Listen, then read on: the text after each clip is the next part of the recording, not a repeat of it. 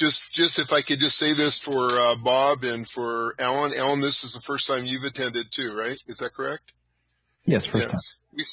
We started doing this March 16th, 2016.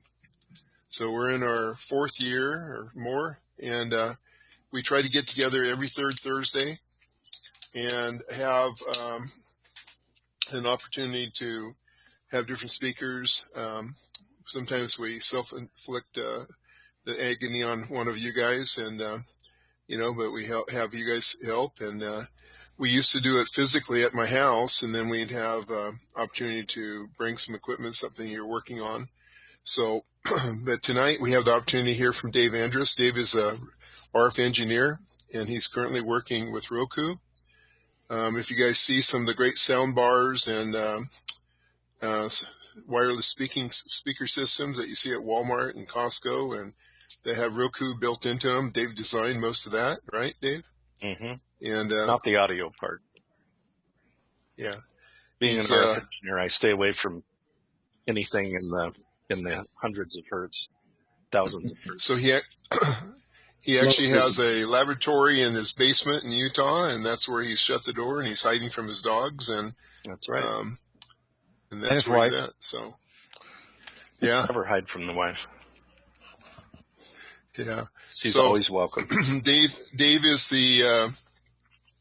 we all kind of got together and helped Dave. We built the K7DAA UHF repeater, and there's a VHF repeater in Anderson Reservoir that's well used, and we're going to be doing some upgrades soon on that. So one of the thoughts tonight was that, as you all know, on the first Thursday of each month, Dave does a Ask Dave night on the repeater. He conducts usually the repeater on every Wednesday night, the net on every Wednesday night at 9.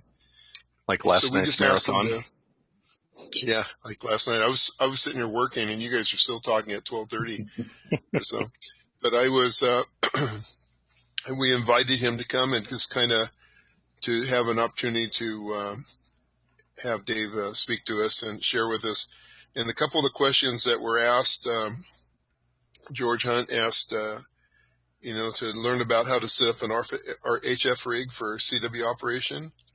And I'd like to understand solar maps. So if there are any other topics you guys would like to ask a question tonight, is anything up to think of? I have one, but I don't know. It might be too Go basic. Go ahead, Benson. So I'm thinking about elevating an HF antenna, right? But at the same time, Dario told me if I elevate it, I can't just lay out 33 feet radios. It needs to be tuned to the particular frequencies. I have no idea what that means, right? So, and then of course there's a trade-off. Now if I elevate it and I want certain bands, how many radios do I need? Do I need a radio per band, or do I need to go out there and tune it every time I want to go to a particular frequency? So I guess that's my question, if it's not too much trouble to cover. Well, maybe we could hit that one first real quick. Is it a vertical antenna you're talking about putting up? Yeah, it's a woof river coil. I think I'm putting up vertical. And so I'm not directly familiar with Wolf River's products, but from what I understand, excuse me, from what I understand, it's basically a quarter wave vertical, right? Right. Yes, it should be a quarter wave vertical. Okay. For a quarter wave vertical that's mounted on the ground, the radials do not need to be any particular length. It's actually better to have a bunch of short radials, I mean like 8-10 feet, than it is to have one or two, let's say 32-foot radials if you're working on 40 meters. 32 feet is approximately a quarter wavelength. There's no gain to be had by making them resonant. Now that's different if you're elevating the antenna. Let's say you're putting it on top of at the very least on top of a wooden picnic table. Then you have what's called an elevated feed, or on top of a roof. Then those radials become something magically new called a counterpoise. And then they should be resonant. The general rule of thumb is 2 radials per band that you want to operate on that are a quarter wavelength each at that band. So again, using 40 meters, you'd have two 32-foot radials or counterpoise wires that should not touch the ground. Even when they go out to the very ends, you want to also have them elevated somewhat. They can droop, from a central point. Let's say you've got the base of the antenna is 10 feet off the ground. They can droop down to within maybe 2 feet of the ground, 5 feet, whatever. But those radials are a resonant part of the antenna, and so they need to be almost like you're putting up a dipole in terms of they need to be a quarter wavelength each. If it's laying on the ground, doesn't matter. They become more like a capacitor to the ground rather than a radiating part of the antenna. Okay. If I could say this, I actually called the I can't think of his name right now, the guy who's always does all the videos for Wolf River Coils, and asked him that same question. And he said exactly. I said, why do you guys sell 32? Why do you sell with your kids 3 32-foot radials? Are they radials or counterpoise? And he says, well, that's an interesting discussion. He says, but there's no science to the 32-foot length. He said you could have, 30 10-foot ones or something, whatever, just whatever. And that, so, because I've gone out and done Boy Scout outings with that Wolf River Coils, the 32 feet can trip kids. So you tend to try to do some shorter ones and stuff. Yep. So if he sells them with 3 32-foot ones, I mean, Dave, should you have like about 10 shorter ones or something if they're on the ground? It would be better if it's on the ground. Think of your radials as being one of the plates of a capacitor system. Only it's like this. So here's the ground. Here's your radials. You want to make a bigger capacitor, so to speak, and so that means either you bring them closer together, and since you're on the ground, you can't really do that. In fact, you don't ever want to bury your radials, let's say a foot, 2 feet, 3 feet down. That doesn't work. You want them to lay within a few inches of the top of the soil. And again, you're trying to increase the surface area rather than to make one radial or two radials resonant, because again, you've got these two plates of the capacitor here. Does that make sense? And yeah, and they also, you said they need to be basically the same length as the antenna for the frequency you want to go on, right? So if it's 40 meter, quarter of that is, 10 meters? So then the counterpoise needs to be 10 meters long also, right? Well, if it's a counterpoise, yeah, because it's resonant. So you would use the same formula that you would use if you were making a dipole. For each half of the dipole, that's how long one of your counterpoise wires would be. But this idea here is that you're putting the antenna base on the ground, and the radials then are not part of a resonant system, and you're just trying to increase the surface area of this part of the capacitor. This is fixed. This is the ground. So you're just trying to fill in as much as you can here. There are rules of thumb. One rule of thumb I've heard is make the radial wires as long as the antenna is high. But if it's a trapped vertical antenna, all that really means is somebody gave you a rule of thumb. So a trapped antenna means there's a coil on there. Well, yes, yeah. Well, there's a coil that makes it physically shorter. So it doesn't really matter then whether it's as long as the antenna or not. You can do that.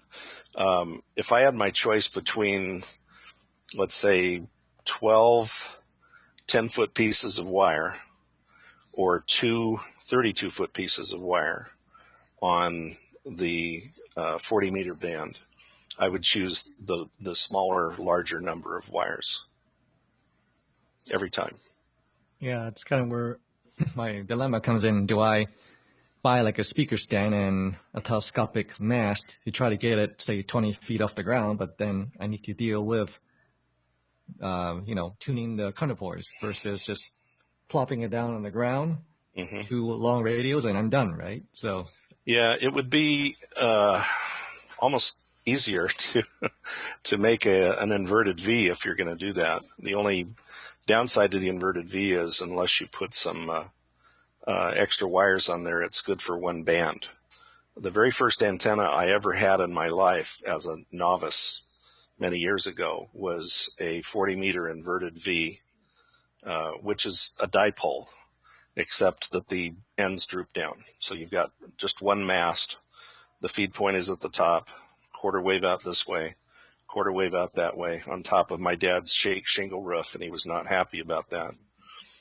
Out to insulators at the end of the 32-ish feet, which then I think I drove a nail or something into the fascia board of the house. Again, he wasn't pleased with that either. But an inverted V is an excellent antenna. It can cost you roughly $0. And let me show you one. This is one of my emergency inverted V or dipole antennas. I keep it in the bag. And see, it's labeled here. okay. Even as to what frequency it's cut for.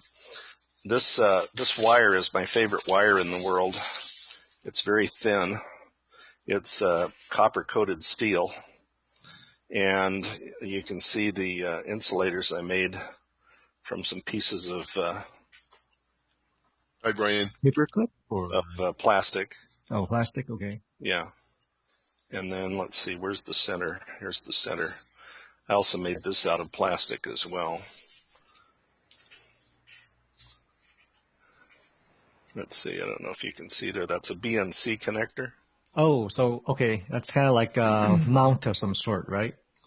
Well, no, it's just where the coax connects. So this could be a dipole. This could hang, well, let's see, I'm hanging it upside down here. This could hang from the branch of a tree, but it could also hang from the top of a 20 or 30 foot push-up mast where you had like an S hook on the top of it or something. Mm-hmm. And then these two sets of radials, or these two sets of wires, interesting, come apart and they just droop down. Or if you happen to have trees nearby, they can be straight out. So if you've made a dipole like this, you've also made an inverted V. It just depends on how you hang it. The advantage here is that if you call it an inverted V, sometimes in our minds we can say, oh, I'm just looking for one single support for it, rather than how do I hang a dipole, way out here and then have the coax droop down in the center. That's all it is. There's a slight difference in the tuning of them as you bring the ends down to be roughly 90 degrees between them. There's a little added capacitance, and so the antenna tends to look a little bit longer. And that's easy enough to do out here on the ends. You can just loosely tie them like this, and if the SWR is a little high, indicating that your antenna is a little bit long, just untie this, pull some more wire through, and tie it again. You don't need to actually cut the wire or solder it to itself or anything like that. Very simple. It's okay to wrap it over the top of itself. Yeah. So this is a good emergency antenna. I can throw it up anywhere. And except for the power rating of the BNC connector, I have put 500 watts through this. Wow. There's also kind of a what would you call it, an old wives' tale, or an old ham's tale about you need really thick wire for high power. And I routinely prove that wrong all the time. You're not running current through the wire like you would if you were an electrician wiring a house. And so 500 watts represents a pretty high voltage, but it doesn't represent a very high current in the normal sense of things. And this is what the wire actually looks like. It's I think it's 26 gauge copper-coated steel. I get it from thewireman.com, and I buy it in 500-foot loops. Where did it go here? Like these.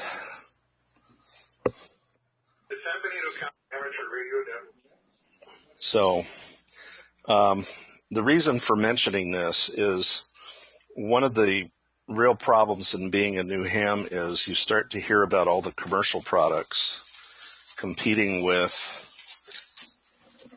what I'll call good sense. Like they're doing some kind of magic that's never been done before.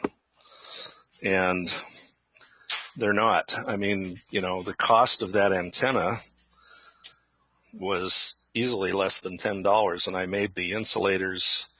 You know, I bought the BNC connector for $2 and found a piece of plexiglass and just cut it out with my jigsaw, drilled some holes through it for the insulators, and there you go. And so that goes in a gallon baggie with me on camping trips or things like that. And if you want to make it a multi-band antenna, you can. You can make it a fan dipole. Up at the top where you saw the BNC connector there, you've got a wire going off this way and a wire going off that way for 40 meters, 32 feet each. You can also do 20 meters, just have them go off in these directions or somewhere, you know, where they spread out a bit, that are about 17 feet each. And then you've got a two-band inverted V or dipole for the cost of, you know, a few feet of extra wire. Mm-hmm. And so, you know, put it up in the air as much as you can. I love these push-up masks, you know, the fiberglass ones that you can buy that are for flags or things like that. I don't mean permanent, but, you know, when they do these promotions where they've got these banners, you can buy those fiberglass push-up masks for under $100. You can also buy fiberglass fishing poles. Cabela's has some great crappie poles that you can buy a couple of them and use them to support a full wave delta loop on 20 meters. They're 17 feet each. And I think they were $20 a piece or something. So I'm much more interested, and you can probably tell from the things I talk about, I'm much more interested in building my own and seeing if I can equal, you know, the expensive commercial guys. Mm-hmm. You've heard me talk about my MFJ loop. That's what's on this rig here right now that George heard me on. And I'm running that exclusively right now. Not a bad antenna, but it's $550. And I made the same loop. I don't have a picture of it handy. I should have gotten one. But I made the same loop minus the really neat remote control motor tuning feature out of a piece of 5/8 copper pipe and a capacitor I got off of eBay. You know, again, under $50. Works great. You can set it for one frequency and put it up in your attic, you know, set it for 20 meters on the FT8 frequency, and you've got a wonderful antenna for that. Nobody will ever see it. Dave, can I ask you just a question? When you talk about the size of wire, that you need a heavy wire for higher power, because you proved that. But part of that is also duty cycle, right? So when you get into digital modes like FT8, when you're going to duty cycles a little longer, that could have other effect on the wire, right? Well, it depends on what you're asking the wire to do.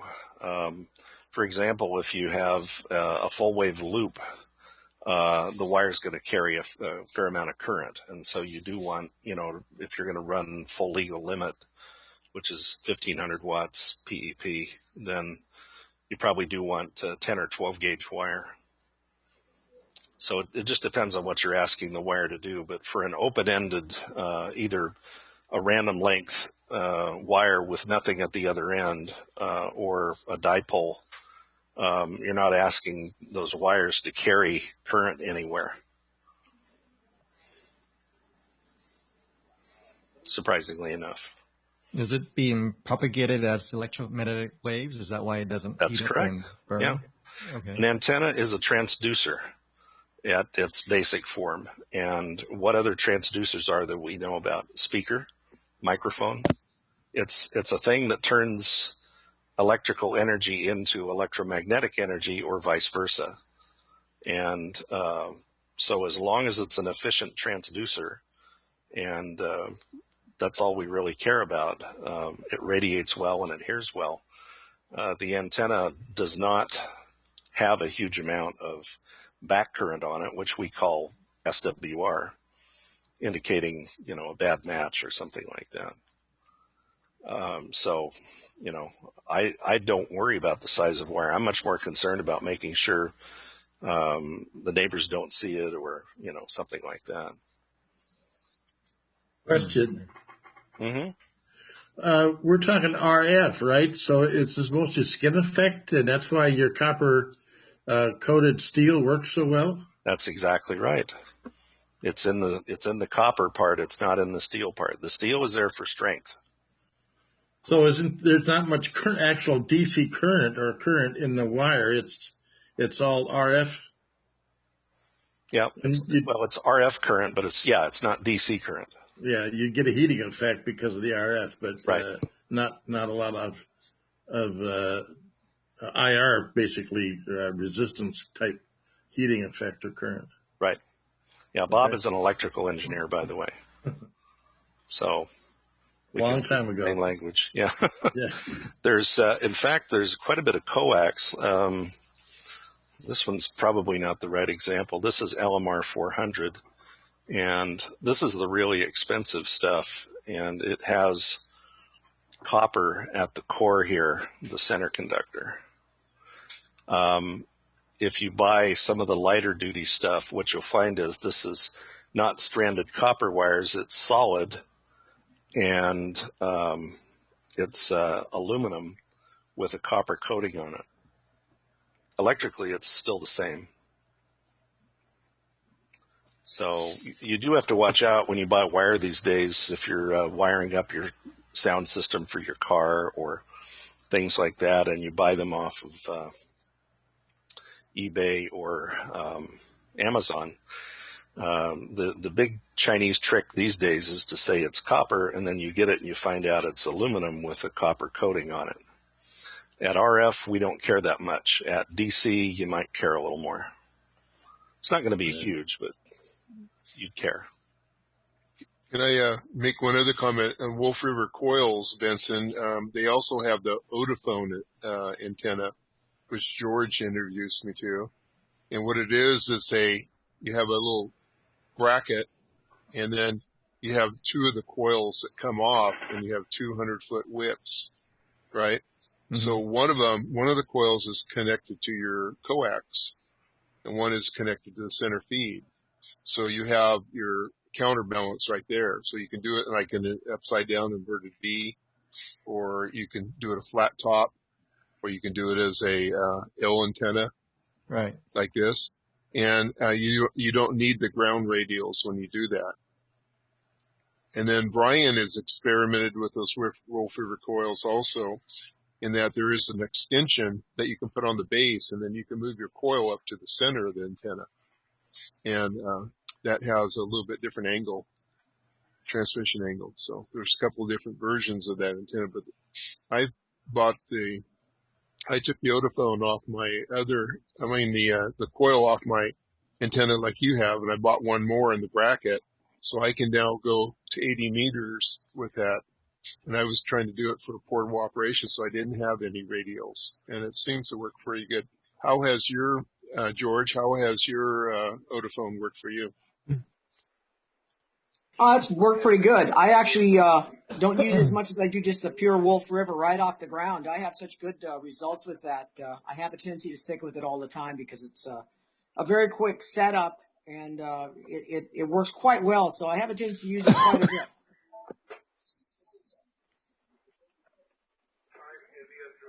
So there's a couple other people, Benson, you could call if you're working on yours. And Brian's learned how to burn the coil up a little bit doing FD8. Right, Brian? You're muted, Brian. You're muted, Brian. Yeah. There you go. I have like 3 mute buttons. I've destroyed 1 coil already. And I also learned that when you take 2 coils and you stack them on top of each other and you put a 1979 on top of it, you can actually get it to tune at 160 meters. So that was actually kind of cool. Oh. Yeah, there's a whole plethora of choices from Wolf River Coil's website, and it's kind of confusing which to get, even within a particular model, like I think they call it the Super Platinum or whatever. You know, there's like, do you want to get that with the 3/8 24-inch mount, or do you just want to get the coil itself? And now there's mounting options to worry about, so that's kind of where these questions come from. Then do I elevate it? And then I found out that elevating it may not necessarily be the right choice because of having to tune the ground radios. And that just went down a different rabbit hole altogether. So anyways, yeah, I'm glad you guys helped me answer those questions. So that gives me some stuff to think about right now. Maybe it's easier to buy an octophone. I would advise often think cheap. Yeah, and then if I think cheap, do I still get the coil because I'm trying to get the HF bands? That's another question for another day, maybe. Yeah. Well, if you're buying, let me amend that a little bit. When I say think cheap, what I mean is, I could probably build my own. And I know for someone who is new to the hobby, that sounds kind of daunting. But what I'd like to do is kind of give the lie to the feeling that everybody initially has that says, well, I better buy what all the other guys are buying because they're being successful, or the cost of entry is high. I have to buy this commercial antenna because I don't know what I'm doing. And, my orientation was when I started out in the hobby, I was an 11-year-old kid with an allowance, and I couldn't wait until I got to be 12 and got a paper route. And that gave me probably $28 a month of spendable cash. And I had to very carefully think about what I was going to do for, antennas. Maybe 1 month, all I got was some coax, or I was able to beg. I found a lot of different ways to get components. I used to repair TVs in our neighborhood, and then sometimes it was time to buy a new TV. I always asked for the old chassis. I made a transmitter out of several different TV chassis. I think that's one of the things that kind of spurred me ahead to, actually be in the profession. Was I already knew quite a bit from scavenging and doing things like this, as a teenager. But it helped me to appreciate, what I could do, with a little bit of solder and a soldering iron and a little bit of ingenuity. And that still holds the case today. A good old dipole, which can also be a good old inverted V antenna. It can also be a vertical dipole if you want to hang it from a tree and bring the coax out sideways. There's all sorts of ways to do things.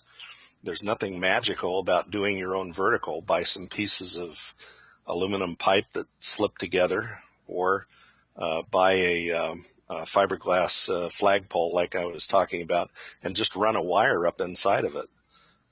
You don't have to use, aluminum pipe, and run some radials out on the ground. Find cheap wire. The wire that you use for, what do you call them, electric fences, go to an IFA store or something like that. Those work fine for radials, as long as you get a good mechanical connection, and you've spent, pennies. So you're always going to hear me talk about cheap. In fact, I'm very skeptical of big expensive antennas. I always say to myself, I bet I could build that for, 1/10 of the cost. And I'm not that smart. I've built a lot of really bad antennas. So even today. You're pretty. Wait, let's stop for a minute. You are pretty smart. That's how you learn. Yeah, so I think Alan had a question or so about, or was it Alan? I forgot already, about antennas. He says all he hears is noise. Oh, Clark. So Clark, did you have a particular question that you wanted to ask, or have we covered some of it already, maybe? Well, no, I was interested in what your thoughts were on some of the sources of HF noise. Mm-hmm. And noise. Yeah. Okay. Do you have a radio? Well, first of all, what kind of radio do you have? I use a Yaesu FT450. Okay. The reason, got a little piece of skin there to bother me. The reason why, that's the stuff that doesn't happen on broadcast TV. The reason why I was asking is I wanted to find out if you had a radio that has a pan adapter or a band scope on it, because then you can actually see, you can visualize what the noise is. As you tune around, is it a constant, or does it kind of peak and ebb as you tune this noise? Well, I would say it's constant, and it varies by band. In lower bands, it seems lower frequency bands. Yeah, it seems higher. That's generally the case. Yeah. What kind of antenna are you using now? I'm using a multi-band dipole, and optimized. I think it's the GT something.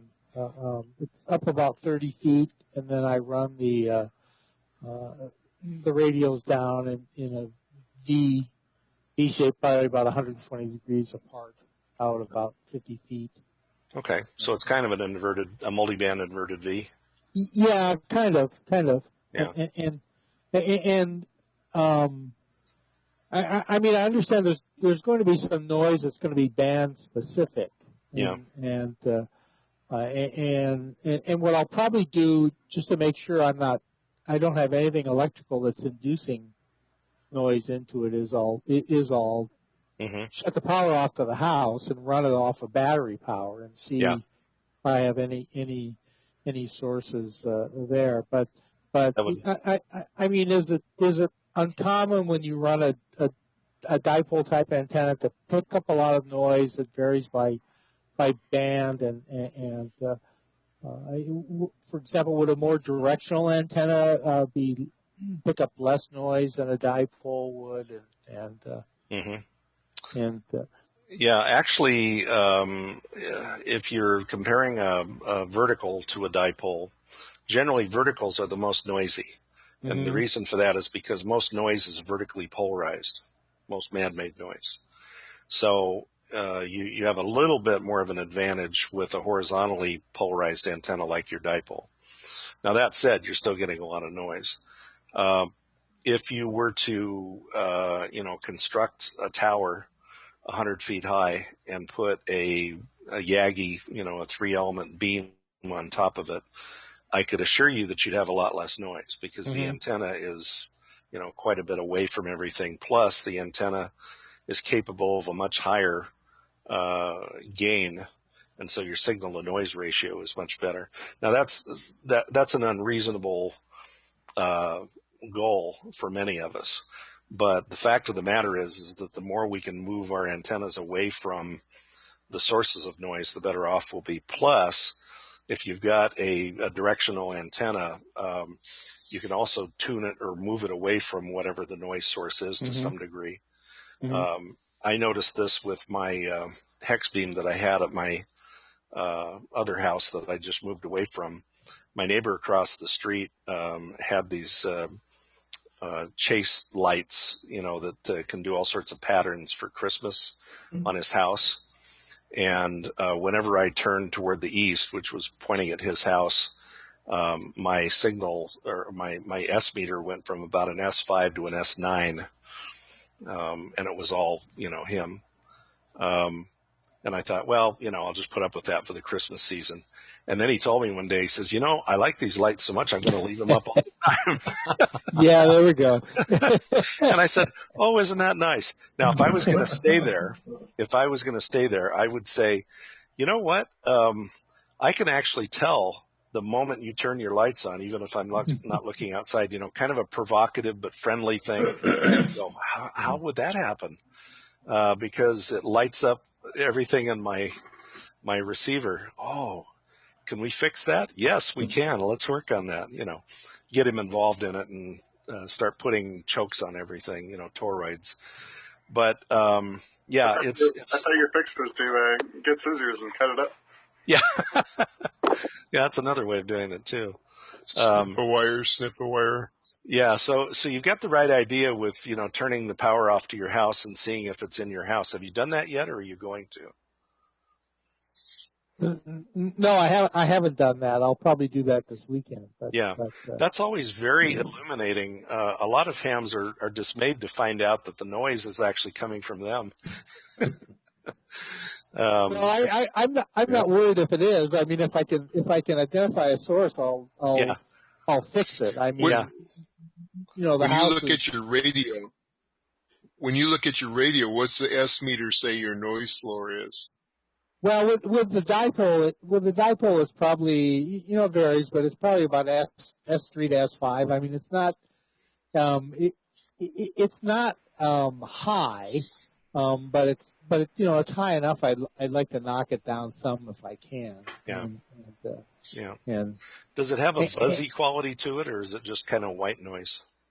Kind of white noise. I mean, it's just kind of background and like on 80 meters when someone's transmitting that has a good amount of power, the signal is good and the audio is good, but there's always kind of the background that seems high.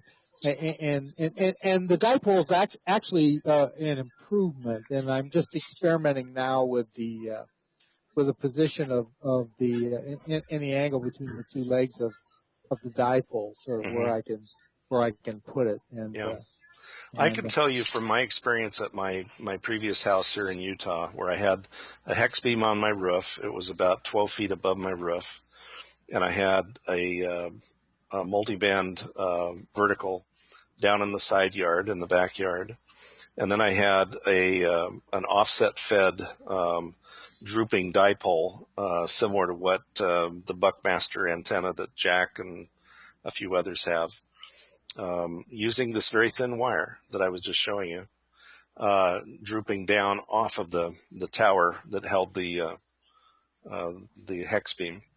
And I could flip my antenna switch and have all three antennas tuned to the same frequency. The vertical, I could hear the person, but about an S7 noise level was competing with him.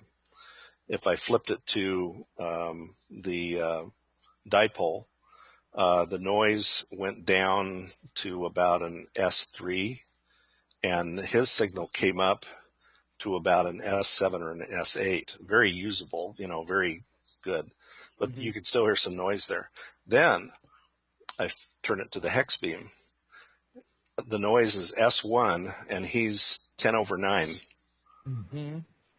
It's a huge difference, but they're all located within the same general area there. It kind of speaks to the designs of the antennas. That doesn't mean necessarily that a vertical is a bad antenna.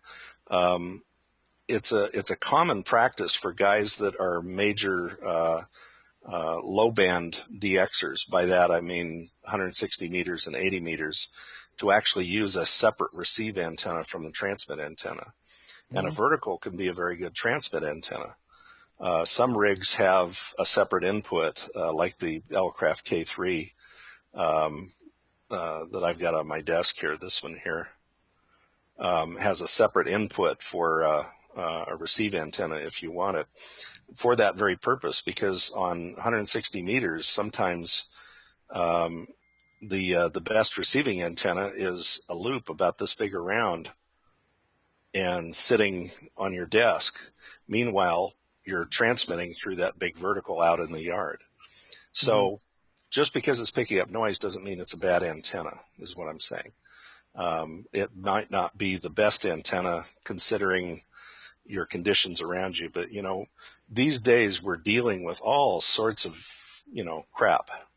The day of the little wall wart with that had felt like maybe a half a pound of metal inside where it had a transformer, that's gone. That's all switch mode stuff now, and those generate noise. And what you're hearing, generally is white noise. That's why I was asking you if it was kind of buzzy sounding. That could be, power line noise or things like that, which hams have dealt with for decades upon decades. Mm-hmm. But the white noise, just the whooshy sound that just sort of adds to the general sound that you hear is often higher frequency switch mode kind of noise. So solar can be noisy too, right? Yes. Mm-hmm. Yep. Do you have solar at your house? Well, yeah, I do have solar, and the inverter is probably about 30 or 40 feet, or maybe more, maybe 50 feet from the antenna, and but that's easily powered down too. Yeah. And, yeah, I would try that. I put 13 kilowatts of solar on my roof here at my new house, and I went to PalomarEngineers.com after reading an article in QST about a guy who was faced with the same problem, not just on his own house, but in his neighborhood. And basically the answer was you can coexist with a solar system, but you're going to be spending about $1,000, which is what I spent in ferrite donuts, looping them into and out of each of the separate little inverters that attach to each panel.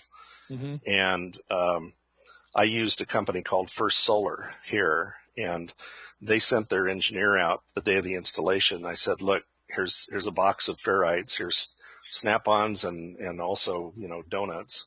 This is what you need to do. And he said, oh, cool. Okay. And that was kind of it. And they did a great job, and I can't tell when my solar system is on or not. So I'm a happy boy. Yeah, I think I actually saw that same article. And, yeah. And so, the easiest thing for me is just during the daytime, find somebody transmitting on a fairly clear signal, maybe on 80 meters, and power off the solar inverter, the solar system, and then power off the house, and run on battery and see if there's a difference. Mm-hmm. Yep, definitely. Yeah. Let's see. Before we get too far along here, what time is it?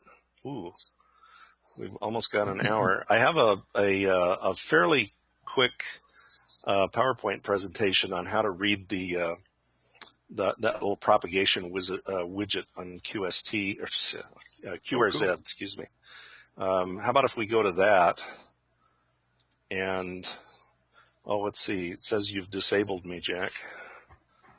I can't share my screen. I did. I'm disabled. Boom. Okay, I'm having a hard time. Let's see if I can get into it here. Yep, I know I'm Bob. Hang on 1 second here. Sorry, what? Co-host does not have that ability. Let's see. I'm going to make you a host, Dave. Sure. And you should have all rights. Yes. So you're now the host. Oh, okay. There we go. All right. Let's have a And look. we got another one. We got another victim here. Gary Price came on. Oh, hi, Gary. Got to turn your video on, Gary. We got to see you.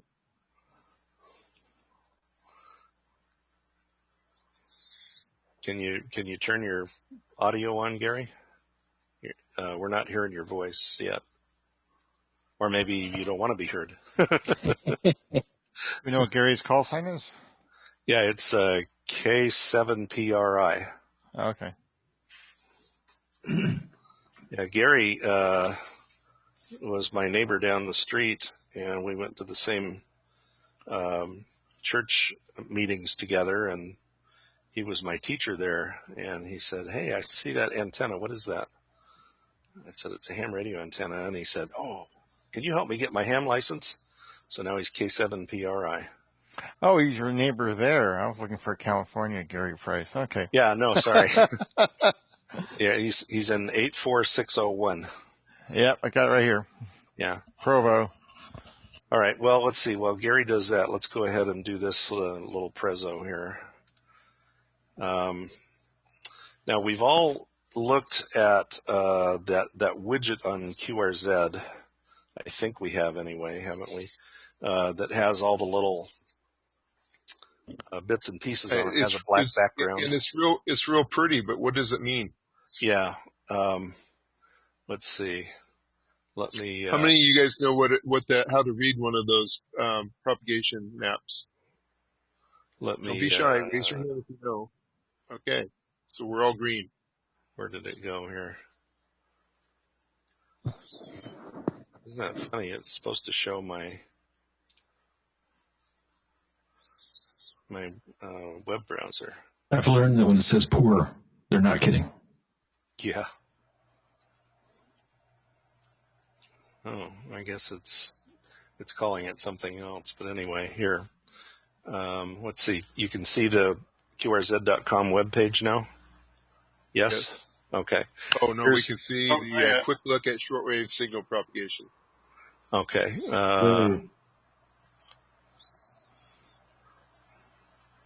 I thought I chose this. The Zoom has it tied up for some reason. Okay, well, I'll figure that one out later. Let's go back to. I can see the rest of your presentation on the left side of my screen, Dave. Okay. Yeah. But the main screen is the quick look at shortwave signal propagation slide. Yeah. All right, let's go back to that one. Okay. Anyway, when you go to QRZ.com or QRZ, there's that widget there. Here, let me just jump over to it real quick. This thing. And it's very useful for hams, and I'll show you how to make some sense out of it. So anyway, it's my attempt at showing sunspots there. Sunspots are the little miracles that allow us to talk all over the planet. So it's all about the Earth's ionosphere, and this just basically shows that now, when I'm talking about this, I'm talking specifically about shortwave or HF propagation for the most part.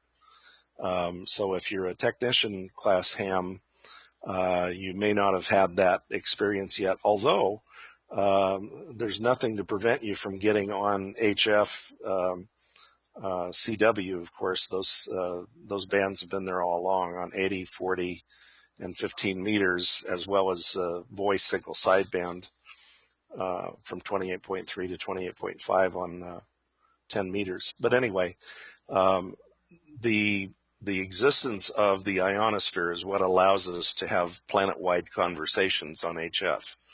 And the way it works basically is you launch a signal, that signal goes up and it bounces off of one of these regions shown here on the right-hand side of the chart. During the daytime, the sun energizes the ionosphere by creating ions, active charged particles that look varying degrees of dense to radio signals. And depending on how dense they are, they either bounce the signals back to Earth, or they absorb them, or they refract them, which is similar to bouncing them back, or they let them go off into space. And it's up to us as hams to figure out which of those things you want to have happen by choosing both a frequency as well as a time of day. So for the most part, you see the F region there composed of F1 and F2. Those are your friends. The F region is what, for the most part, is giving you worldwide communications. The D region at the bottom, and just so you know, no, there is no ABC. We don't care about that. The D region you notice has a little bit different shade to it there. The D region is what eats up 80 meter and 160 meter signals during the daytime. It absorbs them. That's why if you get on 80 meters in the daytime, you don't hear much. Those signals are not reflected, refracted, or allowed to go into space. They're simply munched up. At nighttime, though, if you look over on the left side of the chart, the D region goes away and merges into the E region, which is what provides signal reflection or refraction back to Earth for those lower frequencies like 80 meters and 160 meters. The F region is still there as well. It doesn't have as much energy because the sun's not shining directly on it, but it does store energy, and it takes it quite a while to dissipate, which is why hams are regularly surprised by sometimes we're still talking to Europe on 20 meters at midnight. That's because the F region has gotten energized enough during the daytime that it's still reflective. So anyway, you don't have to memorize well, you do for the extra class test. But anyway, those are the regions that bounce signals for us. They're our buddies. Why isn't there an A, B, C, and D region? Where are the E and F? Well, we don't like them. Well, there's an E and an F, yeah. We just don't like A, B, and C. They're too low. Okay. They're irrelevant. Okay. Yeah. So this kind of gives you a little bit more of a visual image of what can happen to radio signals. You notice some of them, and this kind of implies nighttime here, but some of them are bouncing from a city in a far off place to an airplane in the sky, or a ship, or another city.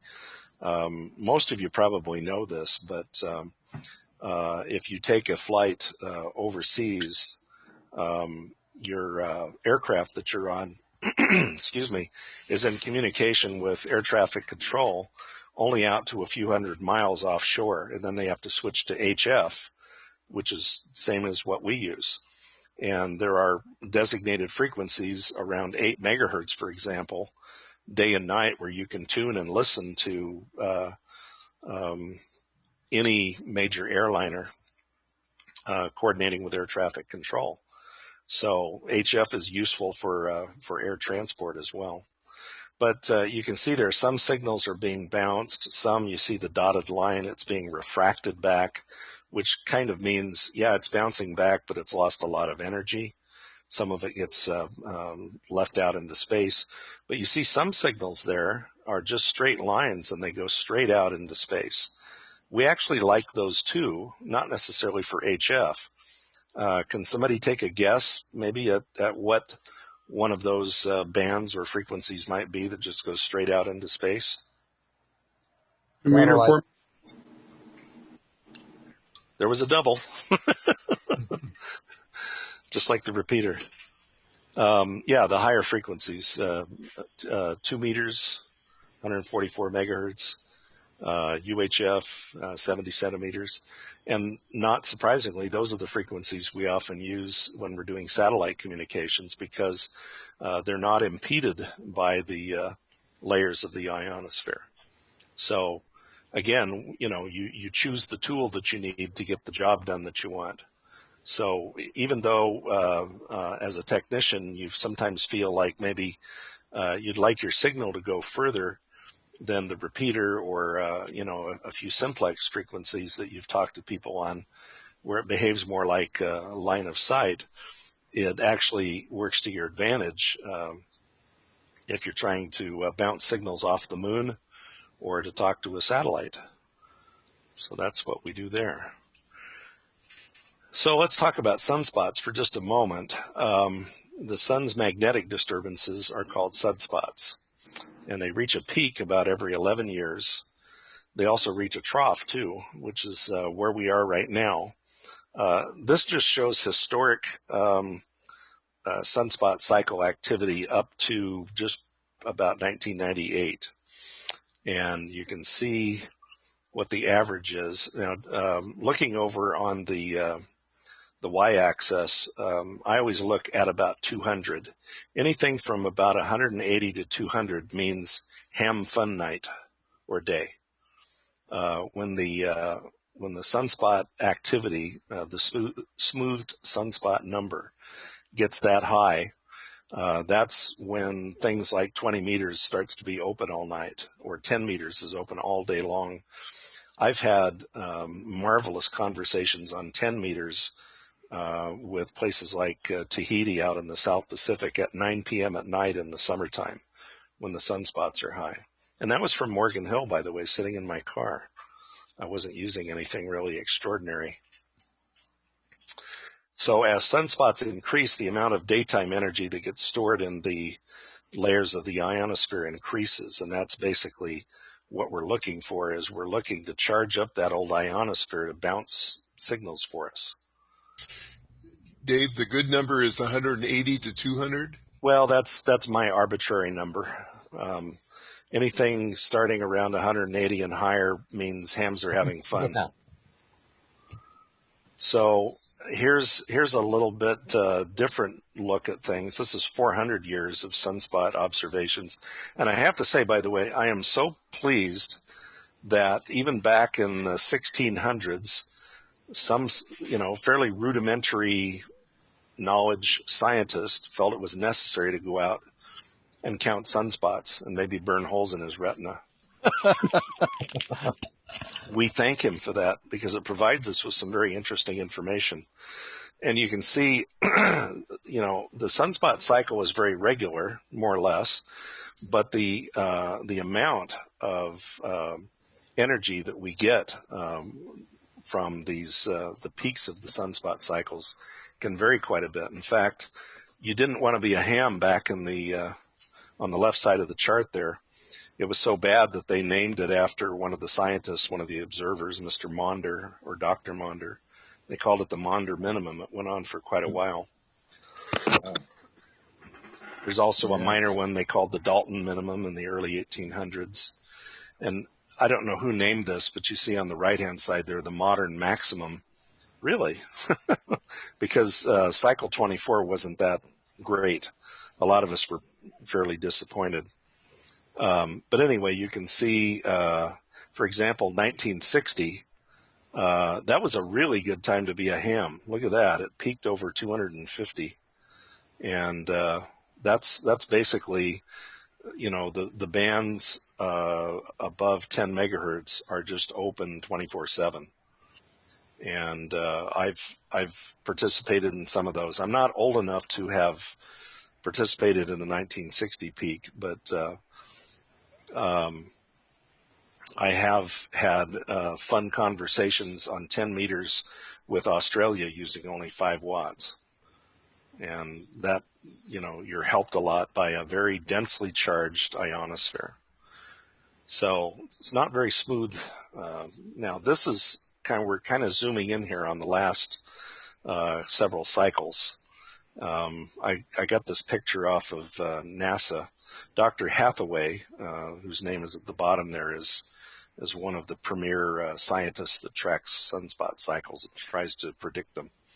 So cycle 22, which peaked in 1990, was a fun cycle.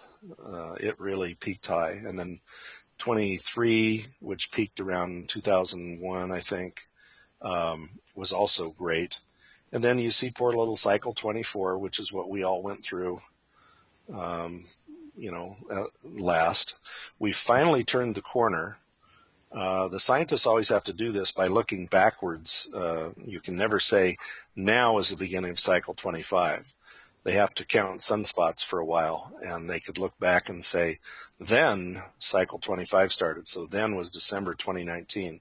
So we're all, as hams, happy about that because it means it's only up from here. And we're noticing that when we look at that widget on QRZ, that we're starting to see that smooth sunspot number come up. So the predictions are all over the map, of course, for what cycle 25 is going to be. It's going to peak in about 2005. So we'll all find out together. Some scientists are predicting really dark, terrible things to the point where they've even started to give it a name after Mr. Gleisberg or Dr. Gleisberg. They're thinking of a new Gleisberg minimum. And my answer is please no. There's another group who is predicting an all-time high at or above 250, an unprecedented amount. So I want their science, whatever their science is. I want what they're drinking. The bottom line is, hey, who Dave? knows? Yes. Were you saying that it's going to be the peak is going to be around 2025? Yes. Oh, I said 2005, didn't I? Yeah, you did. Yeah. Looking backwards. Is there any correlation with large amounts of like hurricanes and sunspots? There are people that have talked about that as being a possibility. The last thing I saw, which was an interview, and it's searchable on YouTube. It was an interview with one of the chief scientists at the National Weather Service who said that he didn't think so. Okay. But again, these guys are all observational scientists for the most part. Mm-hmm. And they're not able to predict with any accuracy what's going on. As I like to say, you're predicting the future by looking in the rearview mirror is really what's going on. It's an interesting thought, though, and I have also heard people who are doing some pretty weird mental gymnastics, saying that because we're abusing the planet, the sunspots are fewer than they used to be. I'd sure like to see the science for that. So yeah. And somehow we have now figured out how to harness sun's energy. That's interesting. Well, and of course somehow it's Trump's fault too, right? So yeah. All right, the Trump card. Here's the widget, and this is I think it's the next to the last slide. So when you go look at the widget, start from over on the right side because it's the easiest to dismiss here. That upper part is basically VHF conditions, and 99.9% of the time the band is closed. But it does happen. It's usually called E-skip. There are some other names for it. It's infrequent. When the sunspot numbers get quite high, though, 6 meters can sometimes sound like 20 meters. And can stay open for quite a long time. So, that can happen. But most of the time you don't need to look there. Right below it is if you're a moon bouncer, the moon bounce conditions right now are poor. This was taken a couple days ago. Yesterday. And then they usually have down at the bottom, their bottom right, a little picture of the latest sunspot numbers and those two groups. There is a Dr. Tamala Scove, or is it Tamara or Tamala? I forget which. She is featured on the front page of QRZ every week. She comes out with a new solar and propagation prediction, and she's very entertaining to watch. She explains a lot of good stuff, and she gets very excited about sunspots. So it's kind of fun to watch. Ooh, there comes another group, and it's coming around. We have these two wonderful satellites. And I have another question for you, Dave. Oh, okay. We have these two wonderful satellites out there called the stereo twins that can tell us when a sunspot is coming towards us, which, as it turns out, is a very good thing for self-defense because sunspots also bring solar storms and can cause outages in GPS and power grid and things like that. So those are the stereo twins. And yes, go ahead with the question. You may have answered some of it, but the location of the sunspot on the sun's surface, that can have distinct bearings on us, right? Very definitely. Yep, very definitely. Say that again, Dave Fears. Say that again. The location of the sunspot. Is it located above or below the equator of the, that's facing us? Is it, like on these ones, down in the lower hemisphere of the sun in respect to us? Oh, they have some, they do have some meaning to us. And according to Dr. Scove, most of the new sunspots at the beginning of a sunspot cycle, they're looking in the lower hemisphere. And I'm not sure why. She just says that they are. So yes, the answer to your question is yes, but I don't know that it's fully understood why at this point. What we care about the most, though, is especially with these two satellites where we can get kind of a profile image, let's say off to the left, the rotation of the sun as it's apparent to us is from left to right as you look at the sun here. So that longer line that's pointing to one over where maybe Australia would be on the Earth, if it were an Earth, is coming into view.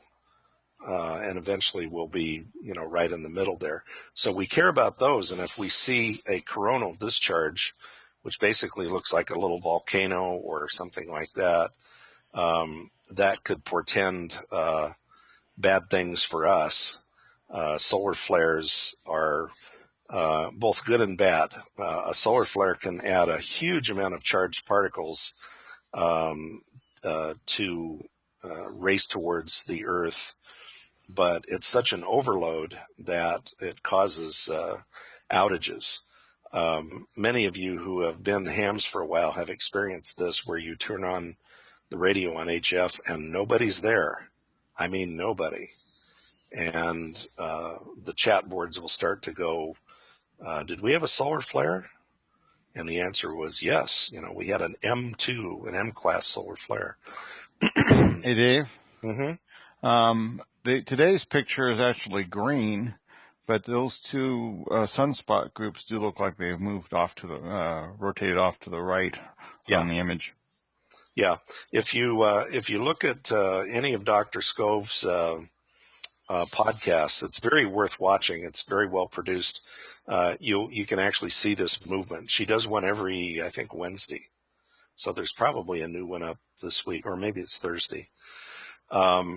And you can actually watch those move, and she'll tell you about them and whether they're interesting to us and why. So even if you don't understand everything that's on there, it's still worth watching. It's quite an interesting thing to watch her analyze this stuff. We're on the bottom down there, maximum usable frequency. I don't understand that. Can you help me with that? Yeah, so let's go back up to the left top now. And that's where you want to spend most of your time, is on the left-hand side of the widget. So in the upper left-hand corner, the starting area there is the solar and geomagnetic status.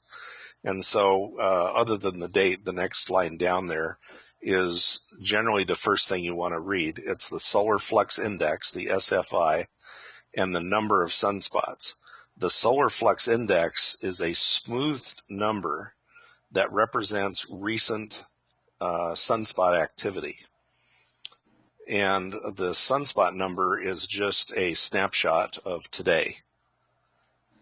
And because of the weird way that scientists count sunspots, the number 11 that's shown there, I was actually pleased to grab that because it's illustrative of something. 11 is the lowest number you can have. So there's no such thing as 5 sunspots. So that actually represents one sunspot with 11.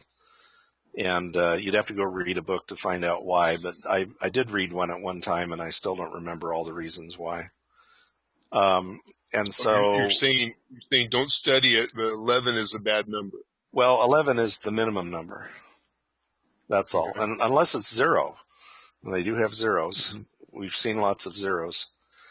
So the next line down there is not the sun; it's the planetary geomagnetic noise, and those are known as the A and K numbers or indices. The A again, just like the solar flux index, is an average of all the K values. And so one is a kind of a rolling average, and the other is an instantaneous number. So what's being shown there is a very quiet planet. Disturbances in the Earth's geomagnetic field, as it's shown here right now, is pretty quiet. And if you look down to the lower grouping where you see the word geomag field, it also corresponds to those numbers, and it says very quiet. And then right below it, you'll see signal to noise level. That's for hams, and that basically says just listening to the Earth's noise, what would your S meter read? And so this again is reassuring you, gosh, it's pretty quiet out there, S0 to S1. Nice. Now going back up just a little bit where it says HF conditions in this lower group, that's also the other, if you're going to glance at two things, glance at the solar flux index, and then also glance at the band conditions on a given day. And so what this is telling you is the bands that where are we at now? The band conditions is which one? Where it says HF conditions in white. Oh, the lower left quadrant. That's a good place to look next. And if you only look one place, that probably is the place you want to look. So I want to get on the HF bands, and I'm wondering where's a good place to go. Well, it says 80 and 40 meters are fair in the daytime, but hey, good at night. Oh, okay, so maybe after dinner I'll get on 40 meters, or 80 meters. It doesn't make the distinction between the two. But what it means is you're not going to be competing with a lot of noise, geomagnetic noise. And it also takes into account the sunspot numbers in figuring that out. So as the solar flux index comes up, signals propagate further.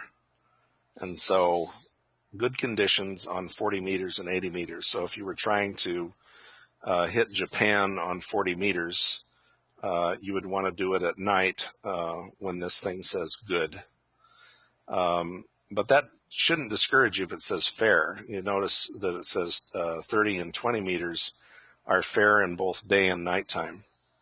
There are always going to be signals there. There's always somebody to talk to.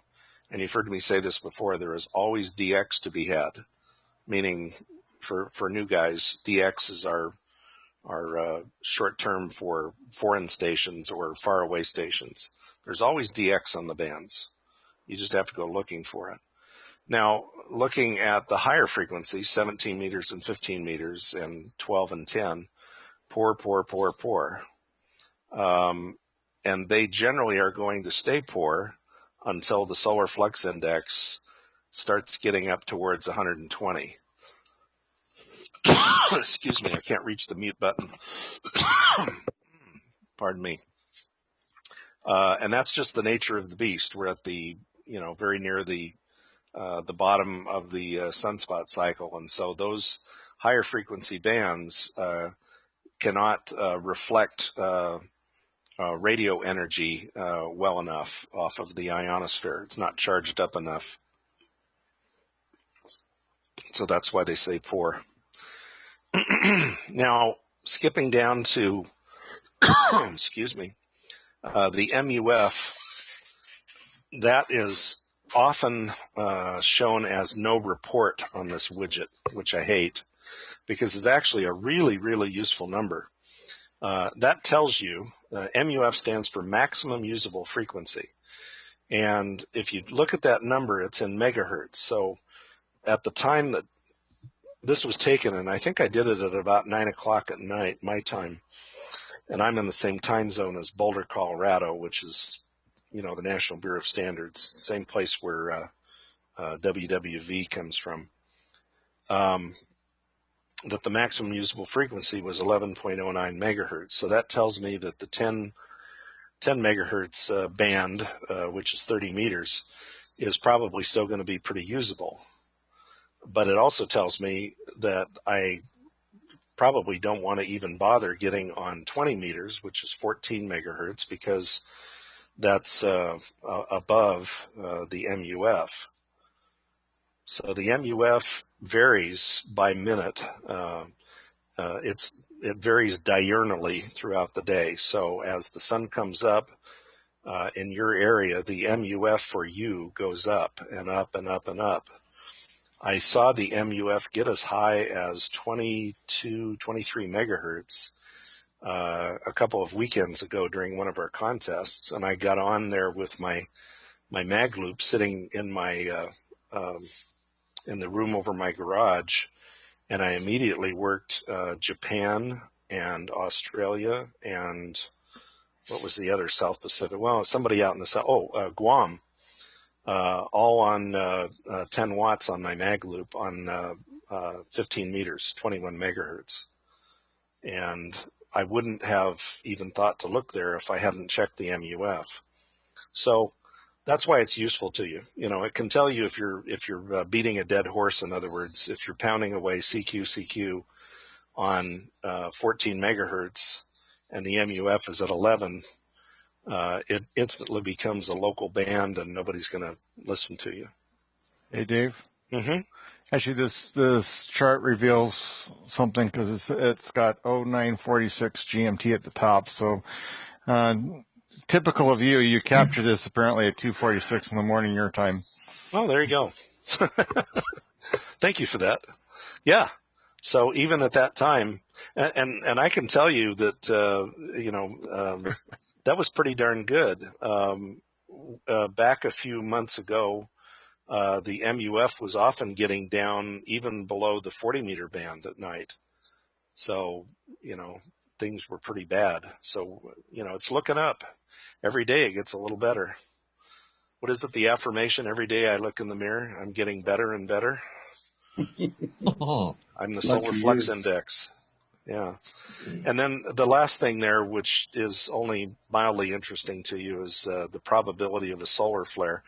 You would care about that if you turned on the bands and couldn't hear anything, and that showed either 100% or it showed a new message that said M-class flare at something UTC. That'll happen to you as a ham eventually when you're on the low bands. It's kind of like saying we're surfers. We surf the waves. We check and see when the waves are going to be good. We check the tides. And occasionally, even though we pray for good waves, a tsunami comes.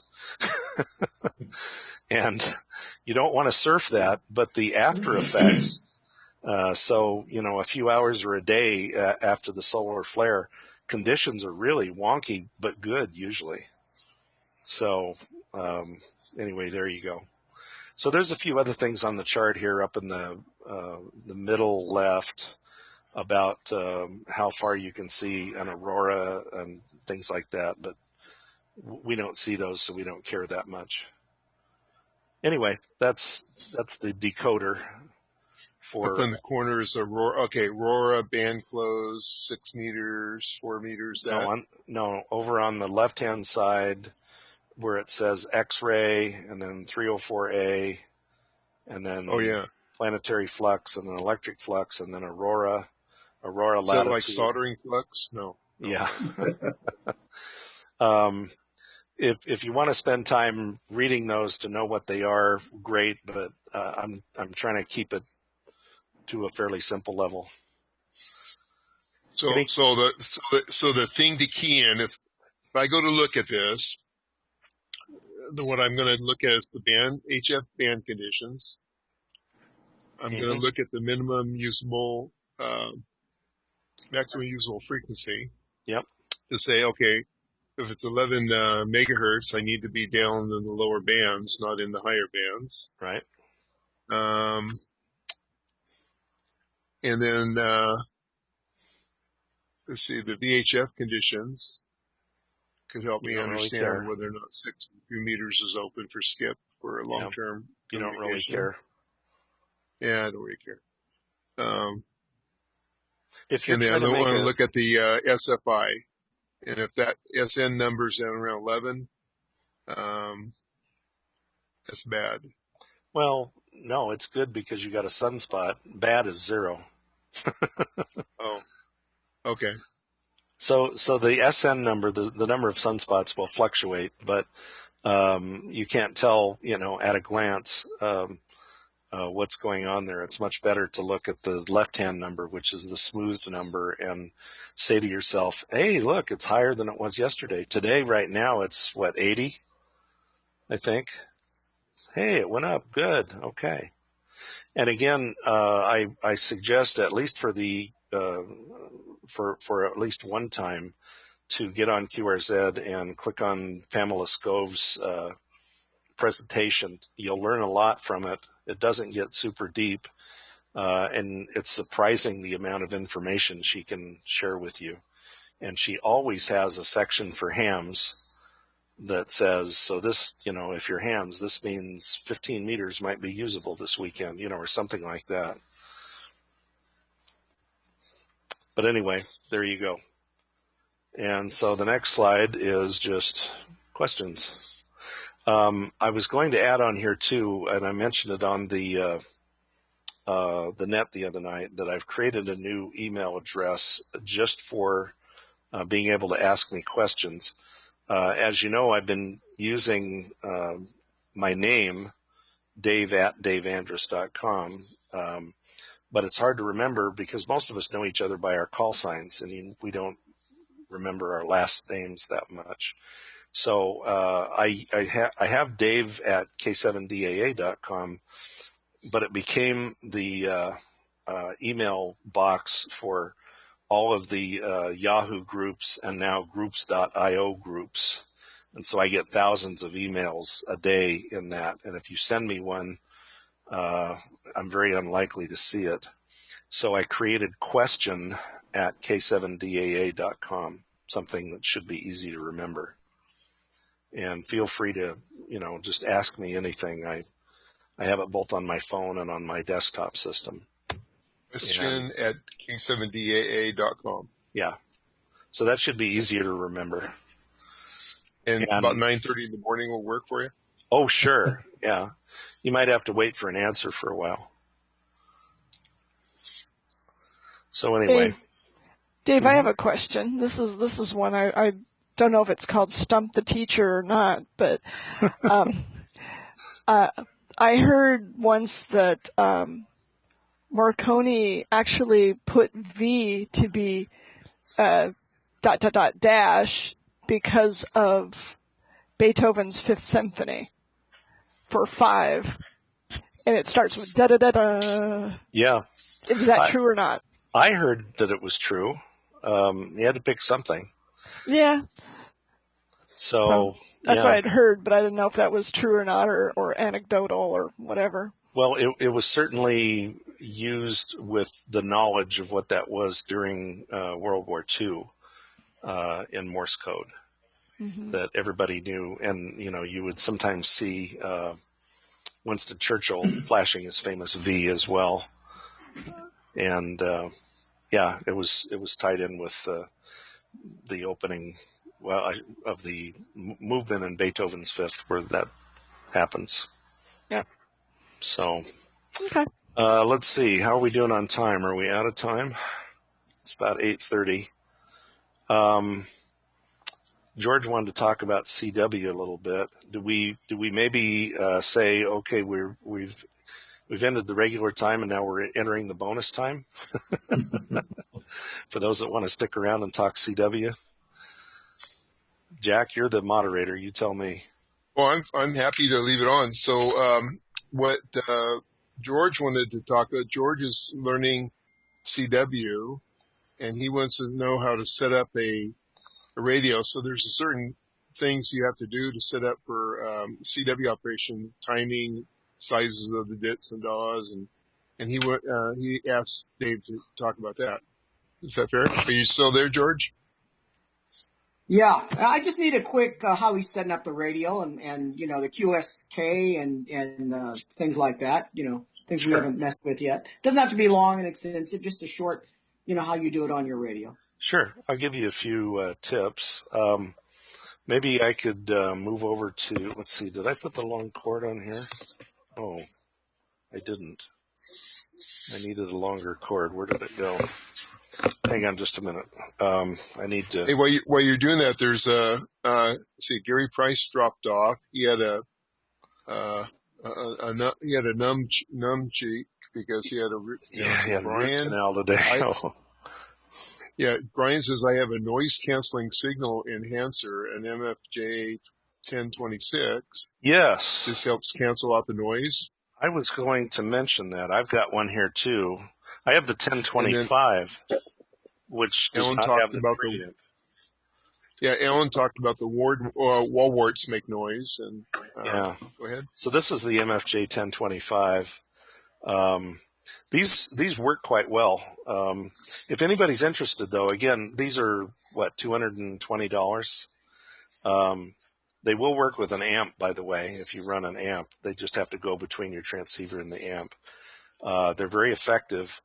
There is an Australian ham who has made one that's as effective as these, and he'll sell it to you for about $85 US, but it's without a case. And I have one in the mail to me right now. Real nice guy. If anybody's interested in that, send me an email and I'll send you the details. But yeah, these are very sophisticated where they, basically the idea is you have a sense antenna and you've got your regular antenna. The sense antenna doesn't have to be much of an antenna at all. In fact, it shouldn't be as nice as your regular antenna. And this box allows you to combine the signals that your main antenna and the sense antenna pick up, and then vary them by changing phase and amplitude so that the local stuff, which is noise that you're hearing, cancels out. And it can make some very dramatic difference in the amount of noise that you hear. So, and it works for a number of different kinds of noise. It's not a panacea. There are certain things that it works better with than others. If you want to dip your toe in a bit, this $85 one from Australia might be a good place to go. You just have to, find a metal box to put it in, do a little construction. It's a little small board. It's about, is it a kit? You have to do some soldering and stuff? You can get it as a kit, or you can have him solder it for you. I had him build it for me. Let's see. What was his name? VK5TM. Let's see. Let me share this real quick here.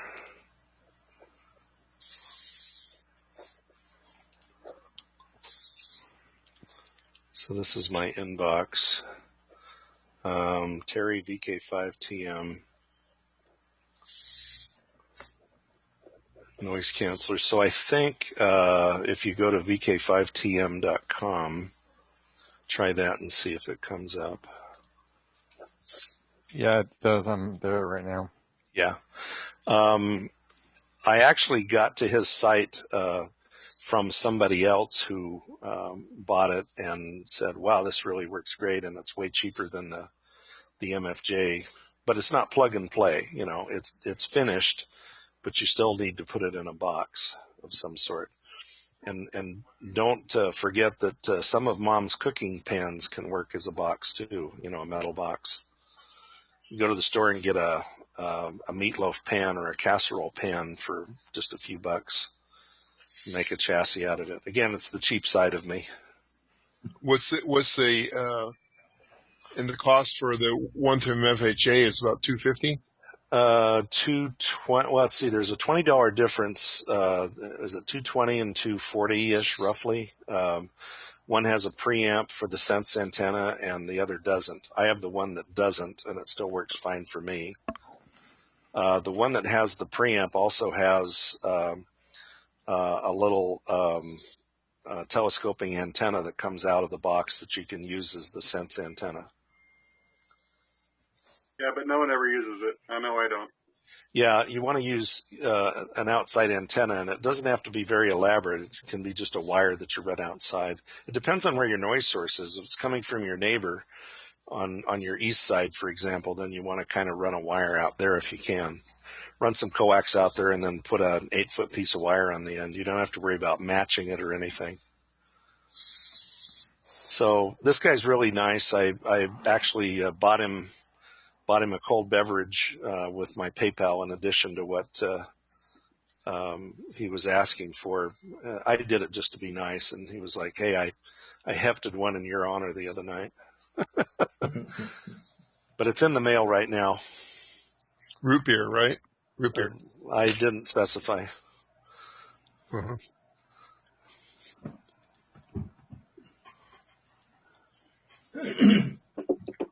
Hey, Dave, I have a switching topics question for you. Yeah, sure. So, you've seen the Terminator movies, right? I have. I'll be back. Right. So you know the kind of the percussion theme, part of the theme song, da da dun da dun. So I'm learning Morse code, and I'm translating this to be ITA. Would that be a correct statement? So you have too short, long, and short long. Two shorts and a short and a long would be IEA. Well, the ITA is what I'm. ITA. Oh, yeah, that's right. Yeah. So, did it, da. Right. So just as a FYI, I went on finance at Yahoo, typed in ITA into the finance symbols. Mm-hmm. It is a United States Aerospace and Defense ETF. I just thought that was kind of interesting. There's a number of hidden Morse code things out there. My favorite one is the clicking that you hear on the Disney Railroad over at the stop where New Orleans Square is.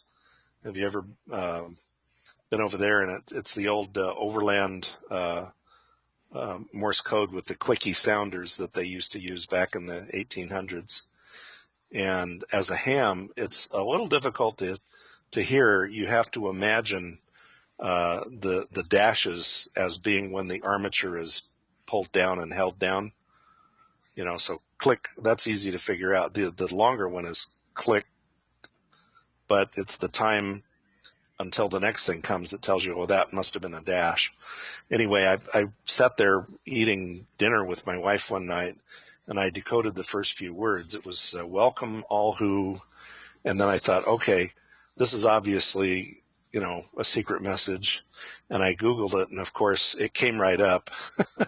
It's a message from Walt Disney, welcome all who come to this magic land or something like that. I get a kick out of that. I get a kick out of bad Morse code, too, where they some of the Warner Brothers cartoons and some of the World War II movies, or even RKO Studios, da-da-da-da-da-da, let's see, da-da-da-da-da-da-da, showing the big tower mounted on top of the world, RKO. But some of it was just gibberish. Yeah, I was wondering about the movie Run Silent, Run Deep. Because I've always wondered if it's just gibberish or is there actually something being said in there? Yeah, I forget. Okay, let me add an extension cord onto my mic here. I was watching a movie the other day, and they were sending us, one of those cop shows, and they're sending a secret message via Morse code, and I forgot what it was they were trying to say, but I'm hearing a C, I'm hearing, a D, and a couple other letters, and going, that wasn't part of the message the other guy read on the other end. Oh, for those of you who like Easter eggs, a friend of mine from work shared one that if you go to the O'Reilly Auto Parts and put in 121G, which stands for 121 gigawatts, you'll get a copy of the flux capacitor for your DeLorean. Of course, they're temporarily not in stock. Comes with instructions. On back order, huh? Yeah, they're on back order. So we actually know the gentleman who designed the DeLorean, and so we sent it to him, and he goes, I hadn't seen that yet. That's perfect. And he sent it on to the guy, the director, and the That's guy awesome. said he totally busted a gut over it. He said, true fans put that stuff together. Okay, can I be heard now? Yes. Oh, good. Okay. I had to plug in my tether. Let's see. Tim mentioned the wind keyer, and I have a wind keyer. What the wind keyer is how do I explain it quickly? It's a keyer. Well, let's see. If it depends on the rig that you have. Most people these days have an HF rig or even a VHF UHF rig that has a keyer built into it, but it may not have memories. And some people, especially if you're doing contests, like to have memories, so you're not typing the same thing over and over again. And the wind keyer helps you with that. It's a complete keyer, and it also has buttons on the top here that you can use to send various messages. Let's see if you can hear. Can you hear that? Yeah. Yeah, it's buried down inside there. I usually turn the sounder off and just use the side tone on my rig. But it can do a lot of neat things. One of the things it can do is you can plug USB into it. Whoops, sorry, buddy. It's going to talk to me now. And you can control all this and plug in the memories and whatnot from a very simple app on your PC. Please stop. But you can, most of the contest software like the M3 FJP and 1MM and things like that will all support the wind keyer. We have been using it on the W7DXX superstation in New Mexico, where we had one at each end, because there was just no way to send really good fast CW over the internet. And this takes care of that. It basically releases the computer's CPU from having to time out dots and dashes. It does this easily using a USB interface on both ends. So it's a nice keyer. If you go to K1EL, let's see, where did they go here? K1EL, that's the place to be. They have this kit right here on the left, and you can get them assembled. That's essentially what I have. I built mine from a kit. This one is assembled. The one on the right I'm going to show you in just a minute. I use that on my station all the time. It's allows you to plug an IBM PS2 keyboard into it and send CW using the keyboard. It'll also decode CW, but I'd never use it for that. The lower left thing, this little touch keyer kit, is a possibility as well. It has touch pads to so you don't have to run out and buy a key, but then you can upgrade it as well and make it a keyer. If you're going to buy one of these boxes, this one on the lower right, the K1EL WK Mini is probably the one I would buy. $59 assembled. It's essentially the wind keyer, the thing in the upper left here, or the one I'm holding in my hand, except it doesn't have the speed pod on the front or the memory buttons. It's all done by commands from your PC. But anyway, this guy's one of my favorite people, K1EL. So just sharing that with you, sharing that info with you.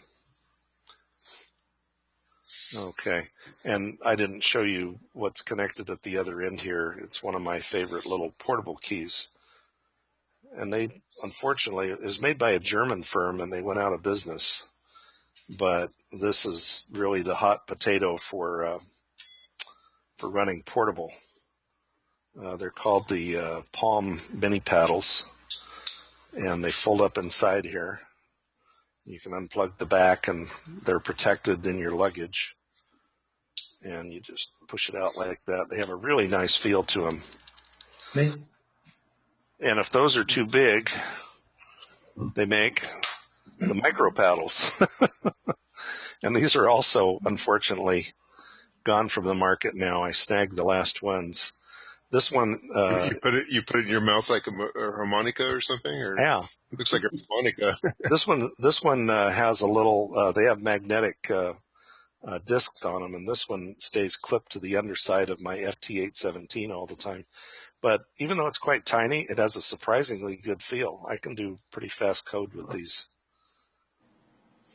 So, and this that's when you're driving down the road at 80 miles an hour. That's the one you use to text.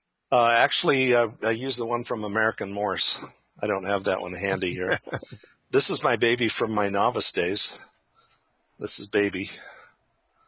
And, it's a simple up and down key and just a stereo, or not even stereo. That's called a straight, not up down key, a straight key, correct? Straight key, yeah. And this is what I use every December 31st for straight key night. It's sponsored by the ARRL.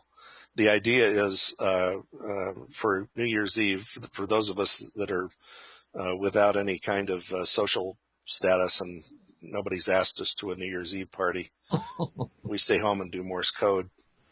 But the idea is you do it with a straight key, and if you can, do it with the oldest equipment you have. So anyway, this is mine. I think they call that a brass pounder, don't they? Yeah. Yeah, you can see it's made out of brass here. Yeah. Yep. So I still use it quite a bit. A grass pounder? No, brass. It's made out of brass. Brass pounder. Brass pounder. Oh, okay. Okay, now I'm going to switch cameras. We got no more New Year's Eve. I hear the governor has now put a 10 p.m. curfew in the state of California. Well, we're all going. We've already decided we're going to Gavin's house because the rules don't apply there. No, that's only if you go to the French Laundry and pay over $350 for a 9-course meal. Yeah, wasn't that amazing? But you get some clean clothes after the end. Or you can upgrade to the Wagyu beef for $150 more. Is this survey? Is there anybody in this group that listens to Gavin Pelosi or Gavin? Raise your hand. Gavin Pelosi. Okay, that answers the question right there. Thank you. Only if I want comic relief. Democracy. All right. So he has nice hair. That's the thing, Yeah. So George, we're live on 7019 right now. I don't know why I picked that. I just dialed somewhere where it wasn't busy, and I'm on my mag loop, which is why you see this. Is George still here? George? Did we lose him? Did he fall asleep? Let me text him real quick here and find out. Looked like he might have disappeared. Well, he looked too comfortable, so maybe he fell asleep. When Fell out of his chair, huh? I'll put down that he's going to try to contact. I'll tell him. Yeah.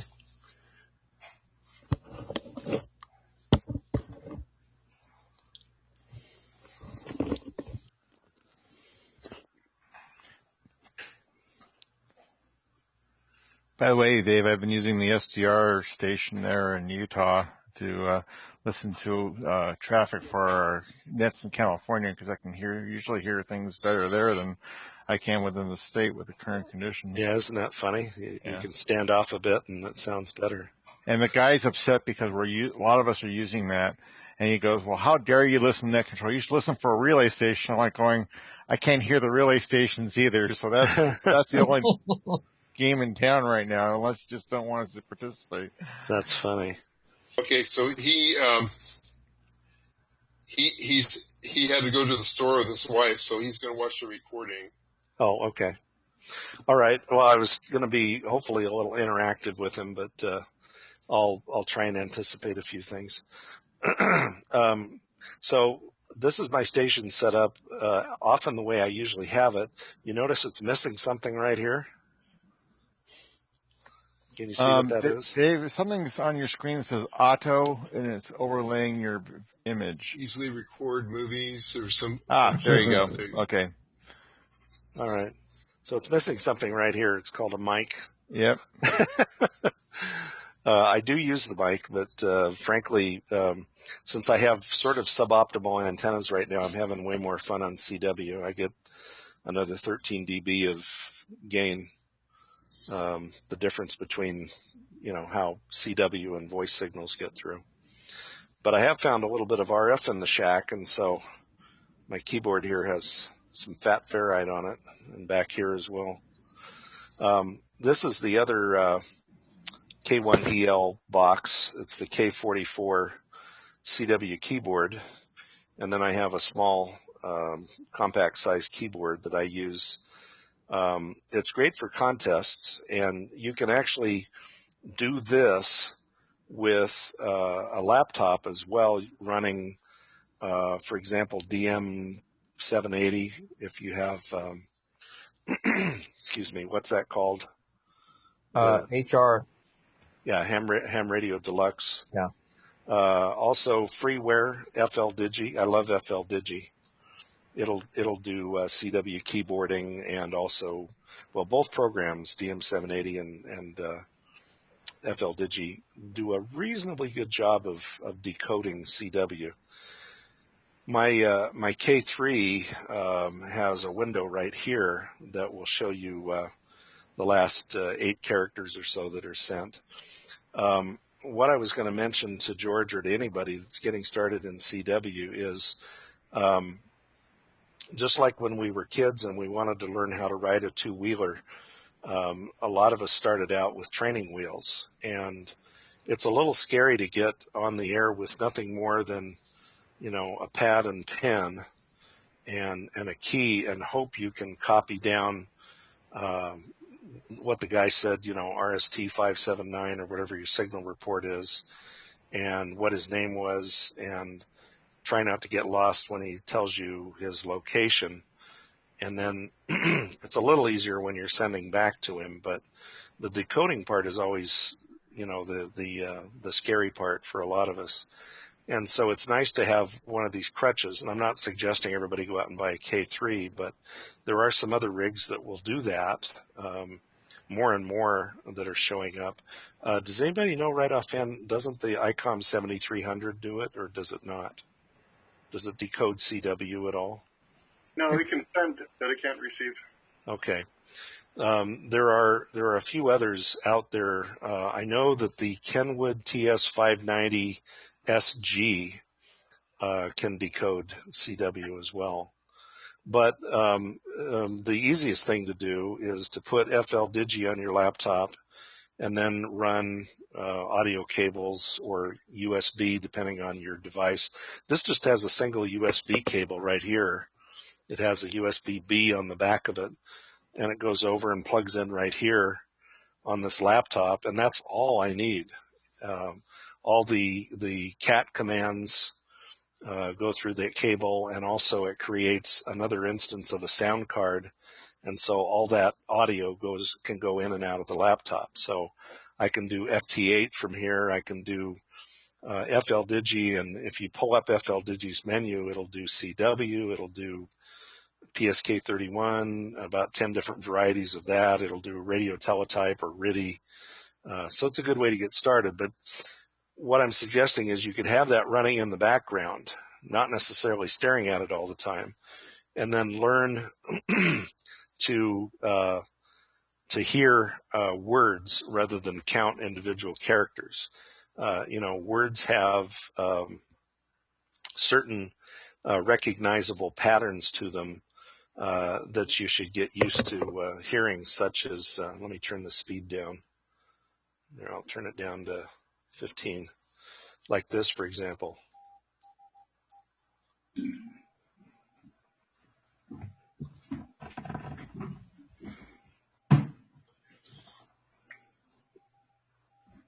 Whoops. There, I sent TSE several times and everybody was confused. I'm sending the. And if you hear that enough times, what you're hearing is the, not T. Let's see, 4 dots is a H and 1 dot is an E. Because what happens, of course, is as you're doing this mentally, the guy's 2 words ahead of you then. So it's important to try to teach yourself using either the Koch method, K-O-C-H, or the Farnsworth method. I'm a strong believer in the Farnsworth method. The Farnsworth method is basically this. If I turn my speed all the way down, mine will only go down to 8 words per minute. I'm going to send the again.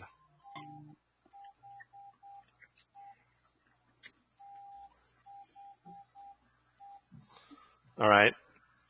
It's hard not to count those dits and das.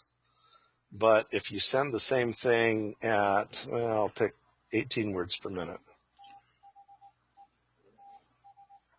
Whoops. I can't send tonight. They go by fast enough that you're almost forced to hear the entire group.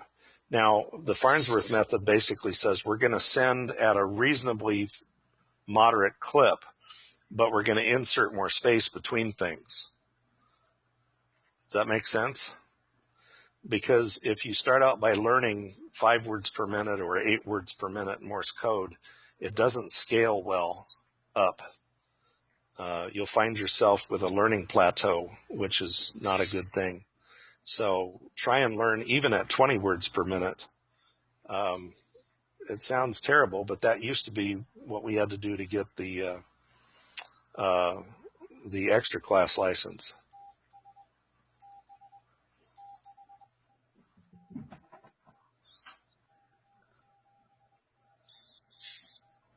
There's my call sign. So you can start pushing in that direction.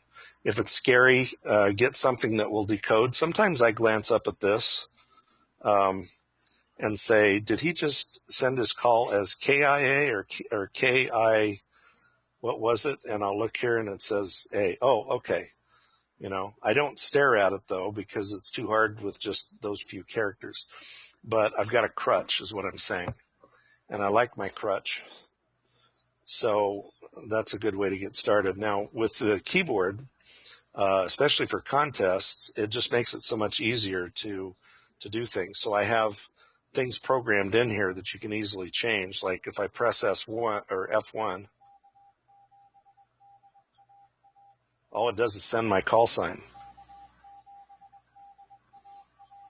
Can you hear that at all? Yeah. Okay. It's faint, but we can hear it. Okay. I can, let's see, I have to turn up the monitor to do that. Are you actually transmitting, Dave? Yeah, I am actually transmitting. Okay. I'm not picking up on STR, just curious. I'm transmitting at 2 watts. No wonder I can't pick you up on STR. Okay. Yeah, George said, George sent me a text about 20 minutes before we started tonight, and he said, hey, I can tell you're limbering up. And I said, what? And so he sent me a little screenshot of reversebeacon.net, where one of the reverse beacon receivers had picked me up. I had purposely turned it down quite low. I actually find it, you know, I'm one of these guys that, you know, I bought the big amp. I've got three different amplifiers, 2 of which will do, you know, the maximum power output. And, you know, shot all the fish in that barrel and found it wasn't that interesting.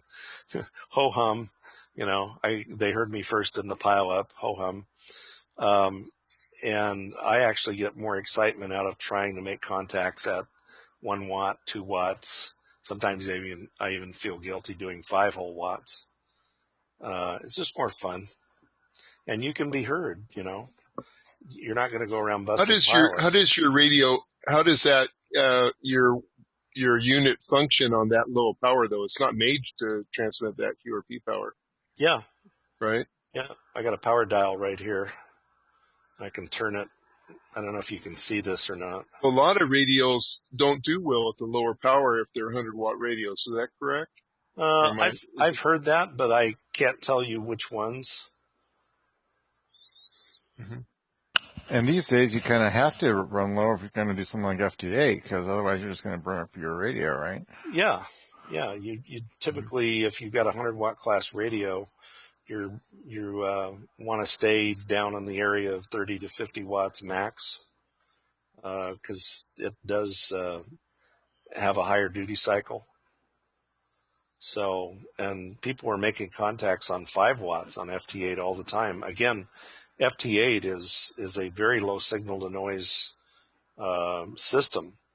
And so you can be heard quite well at 5 watts with the decoding capabilities at the other end, the guy that's hearing you.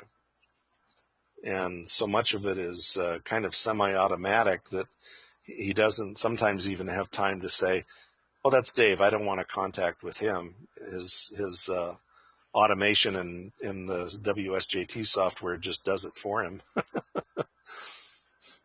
So anyway, I enjoy CW keyboards. I build a number of them. I like the K1EL thing, and so I can sit here and type away, and it's a type ahead buffer. And just to be fair, I'll send my call again. It's fun to do. For a contest, it's a must. One of the things I did to demonstrate to myself that I was serious about CW was investing in this. This is a Big Alley sculpture. This is usually considered to be the what do we call it? The sine qua non. That's terrible French and or Latin. The top of the heap, as far as keyers or paddles go. It's made by Mr. Big Alley. Cool. It's really cool. Cool. It's really cool. It's made by Mr. Big Alley in Italy. It's rose-colored titanium, and it's extremely heavy. It will not walk around your desk, and it has my call engraved in it. And you can have one too for something like $600. And so if I spent that much on it, I better darn well use CW. That was my philosophy anyway. Might as well call that unobtainium. Unobtainium. Well, it was a Christmas present. I told my wife, "You need to buy this for my Christmas present." So Mr. Bigali is in his late 80s, and so his name is Pietro Bigali. And you can have him do all sorts of customizations. I had him do some fun little swoopy things on here, but, in 100 years, it'll be a major collector's item. He's almost out of the business, but his wife really runs the business now. And when you order things from them, it's all from her. But they have carbon fiber paddles as well. They're very light. It just has a really beautiful touch to it. I really can't do it the honor it deserves with my sending. I'm not that good. But I've watched YouTube videos of people who their fingers just dance over this at 30, 40 words per minute. So I hope to be one of those one day. Anyway, as far as sorry, go ahead. I got a weird question. Is there a handedness to keyers? Like if you're left-handed, does it go a different way than right-handed? Guess which handed I am.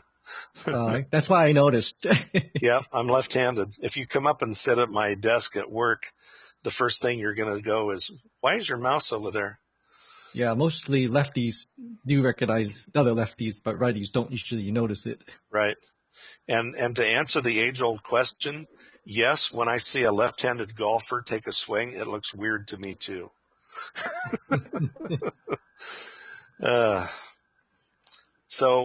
Anyway, as far as setting things up goes, don't send too fast. Don't send at the top of your whatever you can do, because you're going to get it right back at you. There are places to go, especially on 40 meters.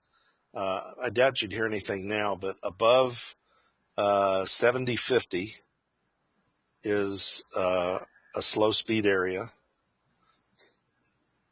And then also in the early evening, up above 7100, between 7100 and 7125. See, there's all those FT8 guys. They never quit. And so it's a good place to go to practice, and people will send slower for you up there.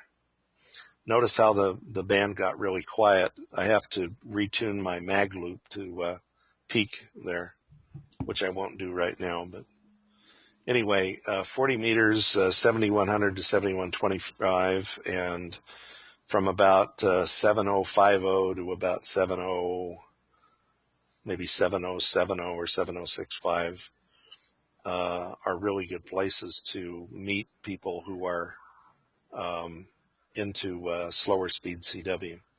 You see my signals start to come up, the noise levels start to come up over here. That's where my mag loop is tuned right now. Generally, you don't need to mess with the dot dash spacing. It's 3 to 1. Most rigs come pre-configured that way. And as far as break-in goes, it's definitely a personal choice. See, in my case, if I send something now,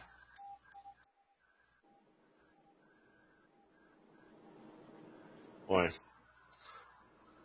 apparently I can't do this live. You know, I went to some of those CW Academy classes until I flunked because I wasn't practicing because I ran out of time.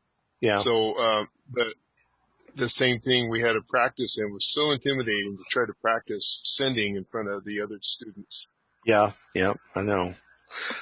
So what I was going to show here is that I'm using QSK, which basically means there's no mute time after each character.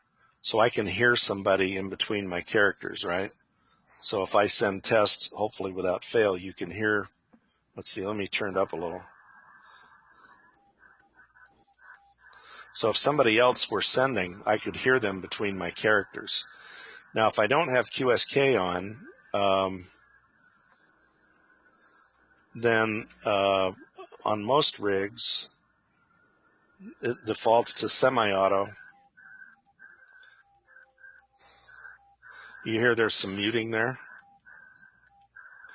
And I can change it to a longer time, like 100 milliseconds. You could actually change it so that while you're sending, you don't hear anything on the receiver at all. Some people find it very distracting to have the rig shift back to receive just because you paused for a moment or did a word space. And so that's entirely up to you as far as how you want to do that. But most modern rigs, you can dial all that in. I like QSK. I like to be able to hear between characters, and it doesn't distract me. I can tell you for sure that when I was younger, it drove me nuts, and I usually put something like maybe even 200 milliseconds long on there. The reason why I like QSK is a lot of the contacts that I'm making are with DX stations who are hearing sometimes somebody sending really fast and getting back to them, sometimes even before you're finished sending your call. And if you hear them, then you can stop rather than futilely continuing to send your call, especially over the top of them. But that's me, you know. So, and as I said, CW has about a 13 dB advantage over 100 watt, well, at any wattage over single sideband voice. And so if you don't have a very good antenna, or if your signal to noise is bad, CW can be your friend. FT8 can be, of course, even your bigger friend. So there you go. Hey, Dave. Uh-huh. Getting back to something you said a second ago, I've been curious, what is break-in? Break-in basically to me means that somebody can break in while you're still sending. Okay, Does that sound right? You said there's something about a mode, and I know there's a break-in button on my radio or adjustment or something. I never knew what it did, so I was just curious. Yeah, I believe if you twiddle that button, it will do the thing I was describing, which is it'll hold off returning to normal receive for whatever time length you put in there. Oh, so break-in time. So that's the same kind of thing then. Okay. Yeah. All right, cool. Yeah, if you turn it all the way down to where there's very little break-in, then we usually call that QSK. It's actually a button on here on this radio. So I have the same ability as you would to maybe have it wait, even a full second before you return to receive. I can't imagine why you do it that long, but that's what that is. So they refer to CW break-in using semi-break-in or full break-in. Yeah. And there's full break-in. Just what does it mean to mean full break-in or semi-break-in? Full break-in is QSK, which is one of those ham radio Q signals. It's often used in traffic handling so that if you're sending traffic to somebody, on a traffic net, and he misses something, he can hold down, and you'll hear that and stop. And then it'll say all before X, resend all before X. If you're chasing DX, you want to have a very short delay because you don't know if he's hearing you. He may be answering somebody else while you're pounding out your call sign. Does that make sense? Okay. So, but as I said, for some people, and especially maybe if you're starting out, it can be irritating. You're sending and then it drops back to receive again.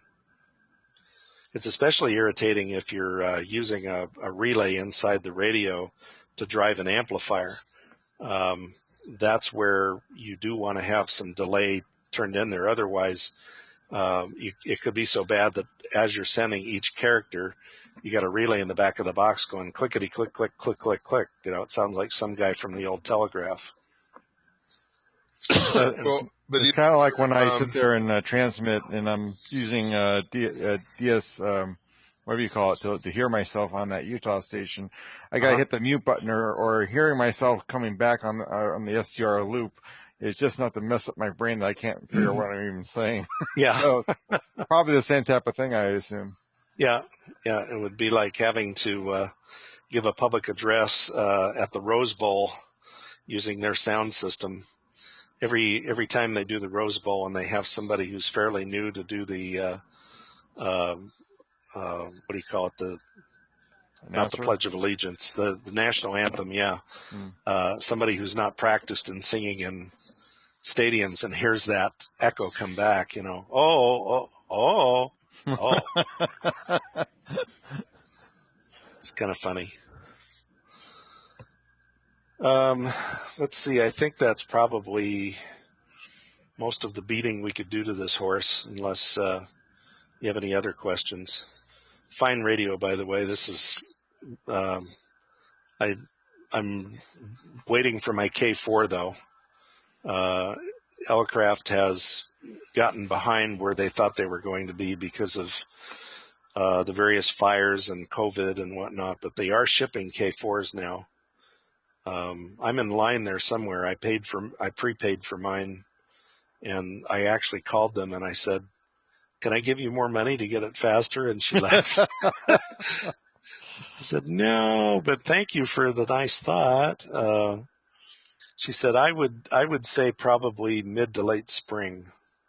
So it's not going to be a Christmas present. Wow, that's a nice looking race too. You guys all know that they make those radios over in Watsonville. Yeah. The Elecraft guys do it all right. They're really good. And the radio is always... Oh, go ahead. You could have asked them, can I come pick it up? Yeah. Get it in quicker. Can I bring you some jelly donuts too? The only radios I know that have power pole connections on the back. Yeah. Yeah, they do. Mm-hmm. Yeah, this radio here is equipped with all the fun features they have. It has a complete sub receiver on it. and it's still a little of the older technology where it has crystal filters for each different type of technology. So I have like a 300 hertz crystal filter in here for CW. In addition to that, then I also have the ability to use IFDSP to dial that down even further. And this thing will actually hear just fine and decode just fine at 150 hertz bandwidth, which in a contest is way cool for CW anyway. But the newer and newer radios, like your 7300, your ICOM 7300, doesn't need any crystals, and the K4 also, at least the first and second level models that they have, don't use any crystal filters. It's all very high speed DSP IF. Looks like Elecraft's answer to the 7300 or 7610.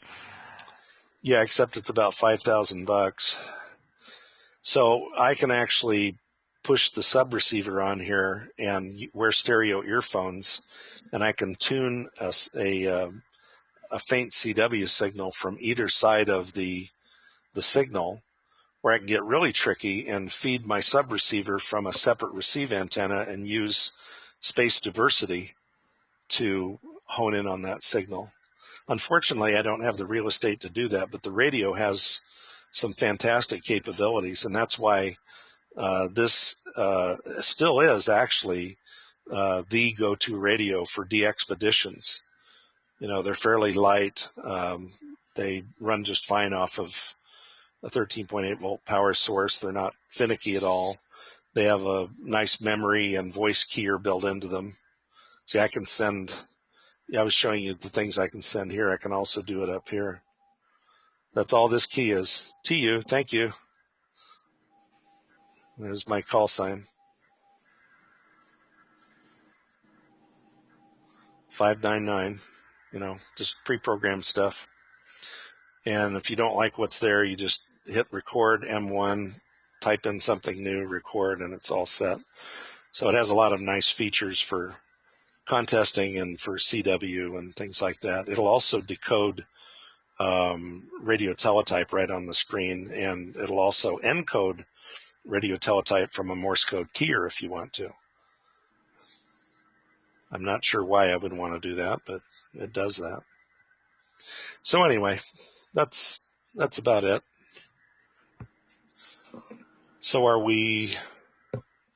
I think we're done. I think it was 9:20. I mean, we could keep going. It's interesting. You guys all had a good time? Yeah. Absolutely. Can I ask an oddball question that has nothing to do with CW? Sure. Tennis.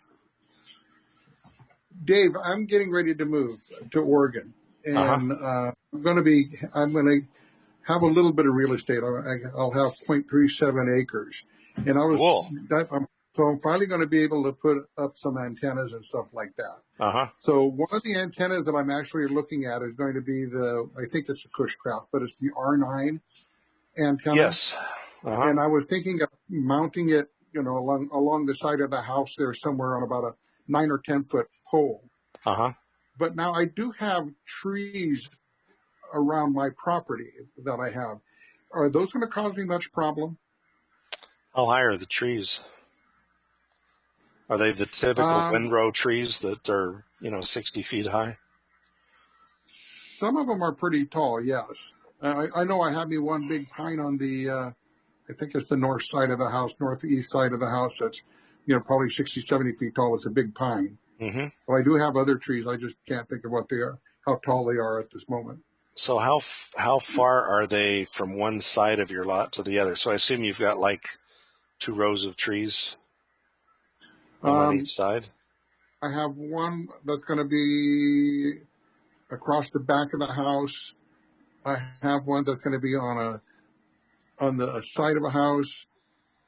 And then I guess actually I got like about 3 sides that have trees on it. And stuff. Now, I do have my first thought, one side trees. Yeah, my first thought is that that might be ideal for finally stringing up a dipole that's high enough.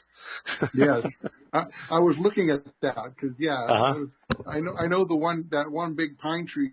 Yeah, I know the tree itself is in the neighbor's yard, but I got a whole bunch of limbs on my side. So if he's going to send limbs my way, I guess I can use the top of the tree. There was an article in QST magazine, I think last year, that actually the guy did a study of trees and its effect on antennas, or vice versa.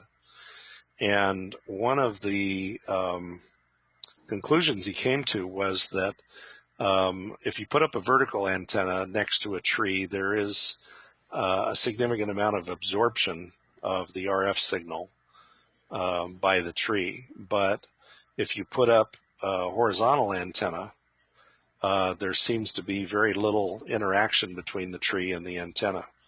So you may want to consider horizontally polarized antennas more so than verticals.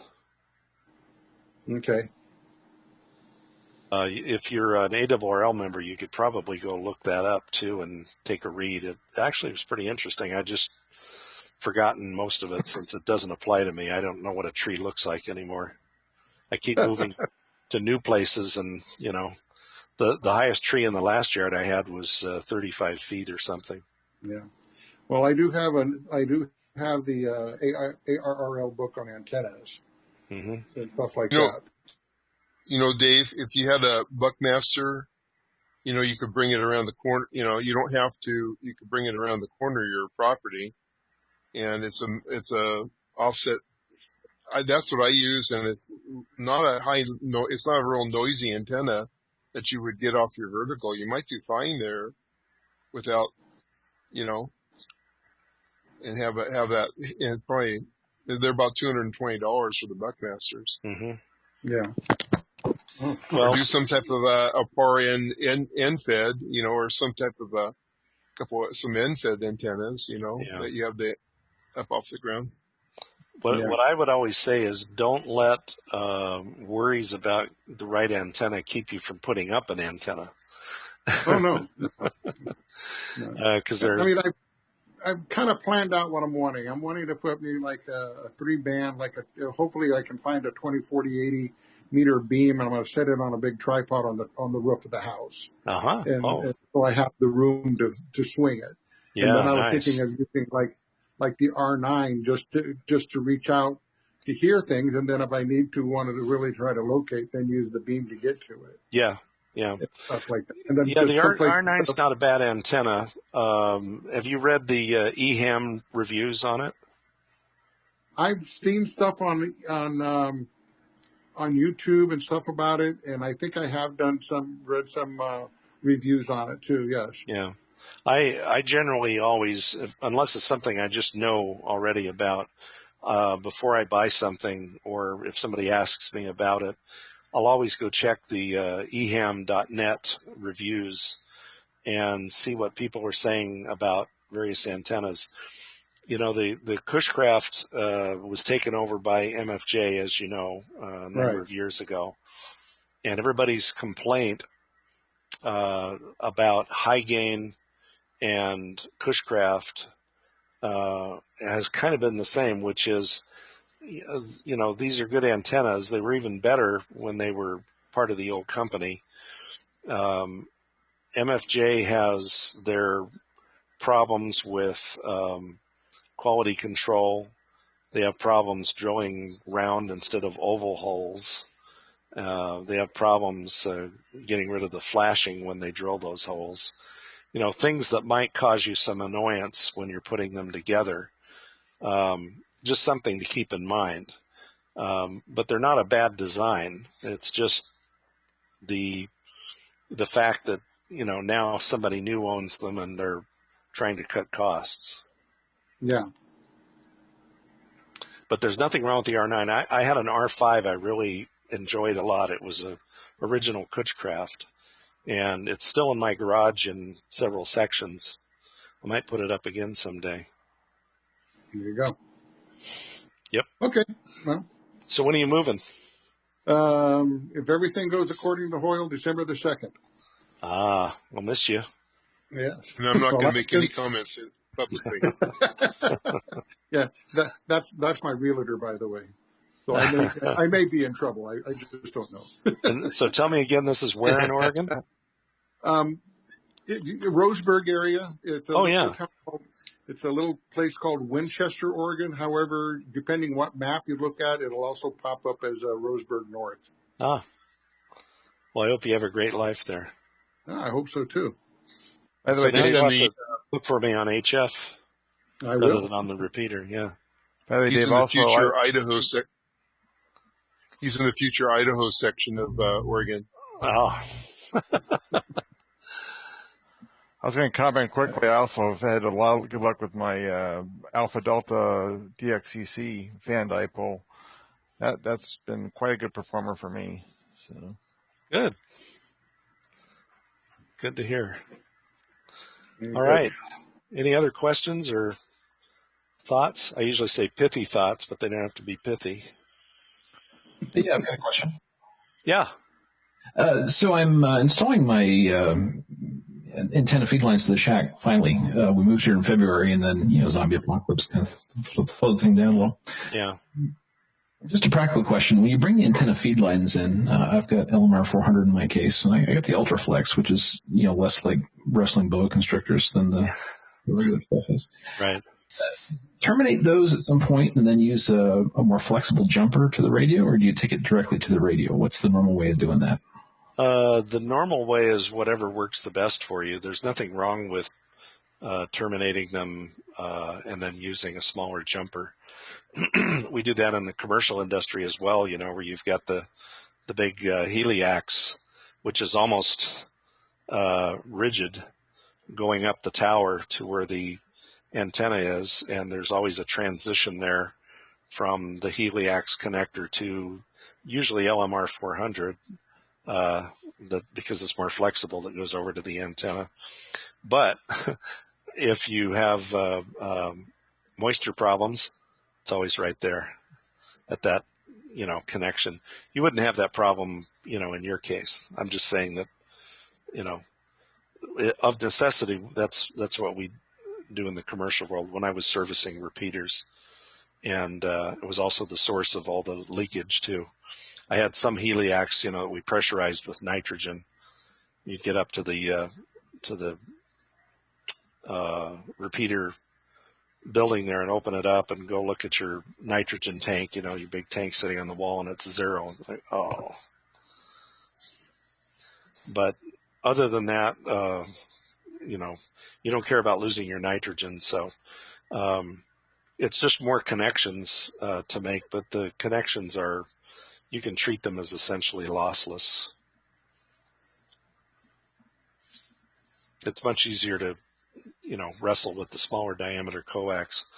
And I've got my two little pieces of coax demos here, trying to get this one around corners as compared to, this is RG58. I can tie a knot in it, and I certainly can't do that with LMR 400. So it really just comes down to what's most convenient for you and what works the best, and how good are you at putting on the connectors. Yeah. It's a little bit of a fight sometimes. Jack knows this. Back when we were putting VHF, UHF antennas on the LDS church buildings there in Gilroy and South San Jose and Morgan Hill and Hollister, I ran about a 50% fail rate of putting PL259s on the ends of LMR 400, sitting up on the roof with a soldering gun and whatever tools I dragged up there with me. We'd go down, after Crimp on, man, crimp on. That's right. Yeah, crimp-ons are by far the best, or the hybrid of crimp-ons, which is you solder the center pin and then you crimp the rest of it. Those work well too. Yeah, that's what. Yeah, I do the solder center pins and that, and then crimp on the rest. LMR 400 is tricky though because it's the dimensions are just a little big. They are. Yeah, you've got you've got this, you know, not only do you have the outer braid, but then you've got this aluminum jacket here, and you've got this very inflexible center conductor. This one is the classic one where it's the twisted, what are they, 11 gauge wires. There's also the type where it's just a single shaft of copper-coated aluminum. So you can add it. You can put one on easier when there's only about 8 wires, but there is a coax that ham radio outlet sells. Can't remember the brand. Cable Guys, I think it is, and it has like about. They have these cables, and there's probably 20 little wires in there, and trying to stuff those into there, I just hate them, so I won't buy that cable, you know? Yep. If you're going to be in a wet area, then at those connections, you should use like shrink wrap over the top of it to help make it watertight. I strongly recommend, here, let me go grab it. It's right behind me here.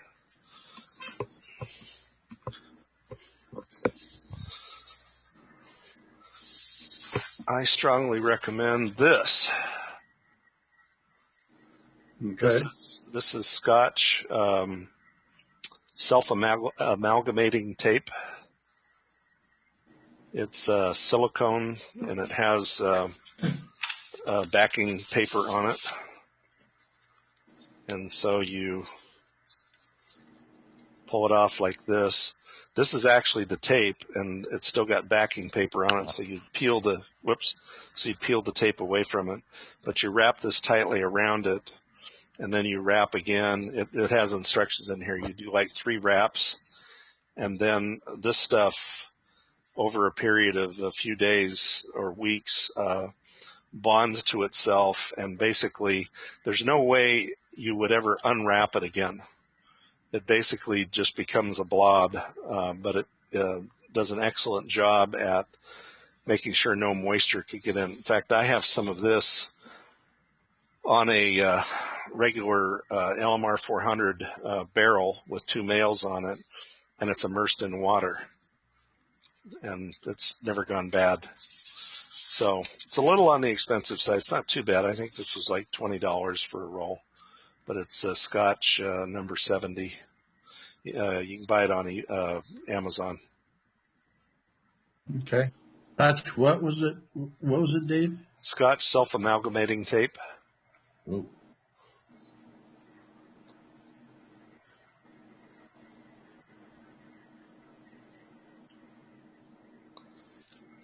Question, Dave.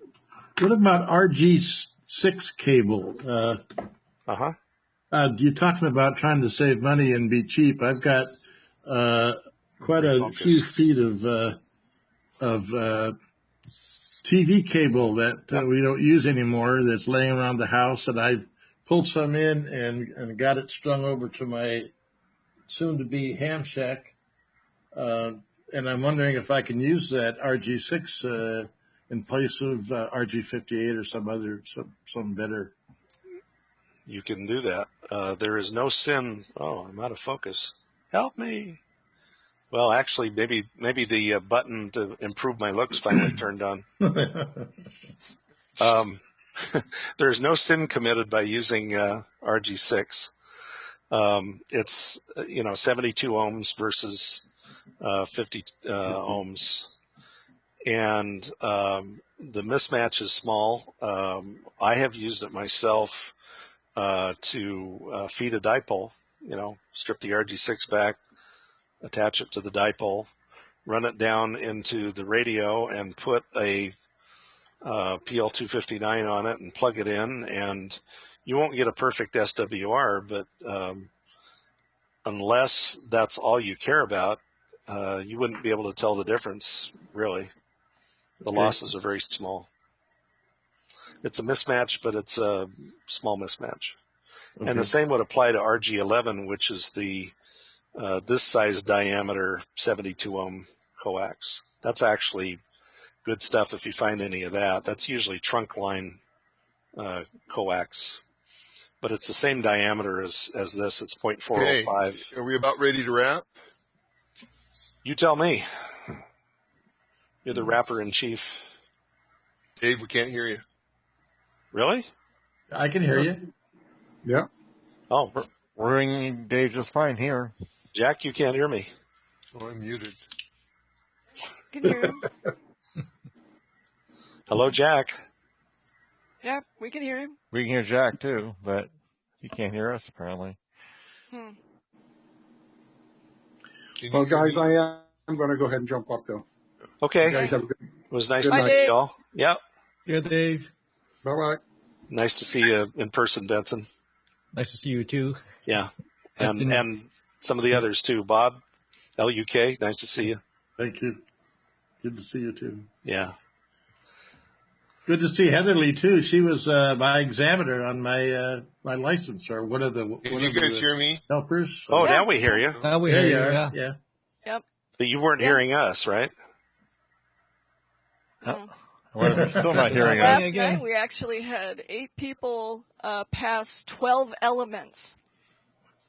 Wow. So we had one gentleman who went for all 3 and passed all 3 with great scores, no squeakers, and then That's 2 great. people got their techs and gens last night. So these were John Gerhardt was running a tech class, and those were some of his students. So Santa pretty Cruz awesome. area. Hey, Heatherly, Santa Cruz. what's that background you're using? This is a picture I took from in Disneyland. It's inside the Oh. Millennium Falcon ride called Oh. Smuggler's Run. So it's their sleeping area and my emergency supplies. I love it. I love it. It had a vaguely Star Warsy look to it, but I couldn't It place it. does. Yeah. Cool. Yep. Yeah. We went there in February for my birthday, and we did it all. You know. Yeah. Just It before was they shut it all definitely down. worth it. What? Just before they shut it all down. Yeah, like 2 weeks Yeah. later they closed Oh. it, so it was like got in there by the Good thing. Yeah. hair of my Waiting, chinny chin waiting chin. for my Disney stock to start coming back up again. Oh boy. Well, I bought it in the trough, so it's all upside, basically. Yeah. I just wanted to come up more. Yeah. And Tim, I'll have you know, I own some IBM stock too. Yeah, I was looking at how many shares of IBM stock I have, and with the stock going lower, actually acquiring more shares. So Yeah. not a bad deal there. It's a buying time. Mhm. Yep. Yep. All right, you guys. Okay. Thank you, Dave. Thanks, Dave. Take care. Thank you very It's much, nice Dave. to meet in person. I don't think Jack's still hearing us, but oh well. Well, when I end it, he'll know something happened. All right. See y'all Good later. evening. Bye-bye. Bye. All right.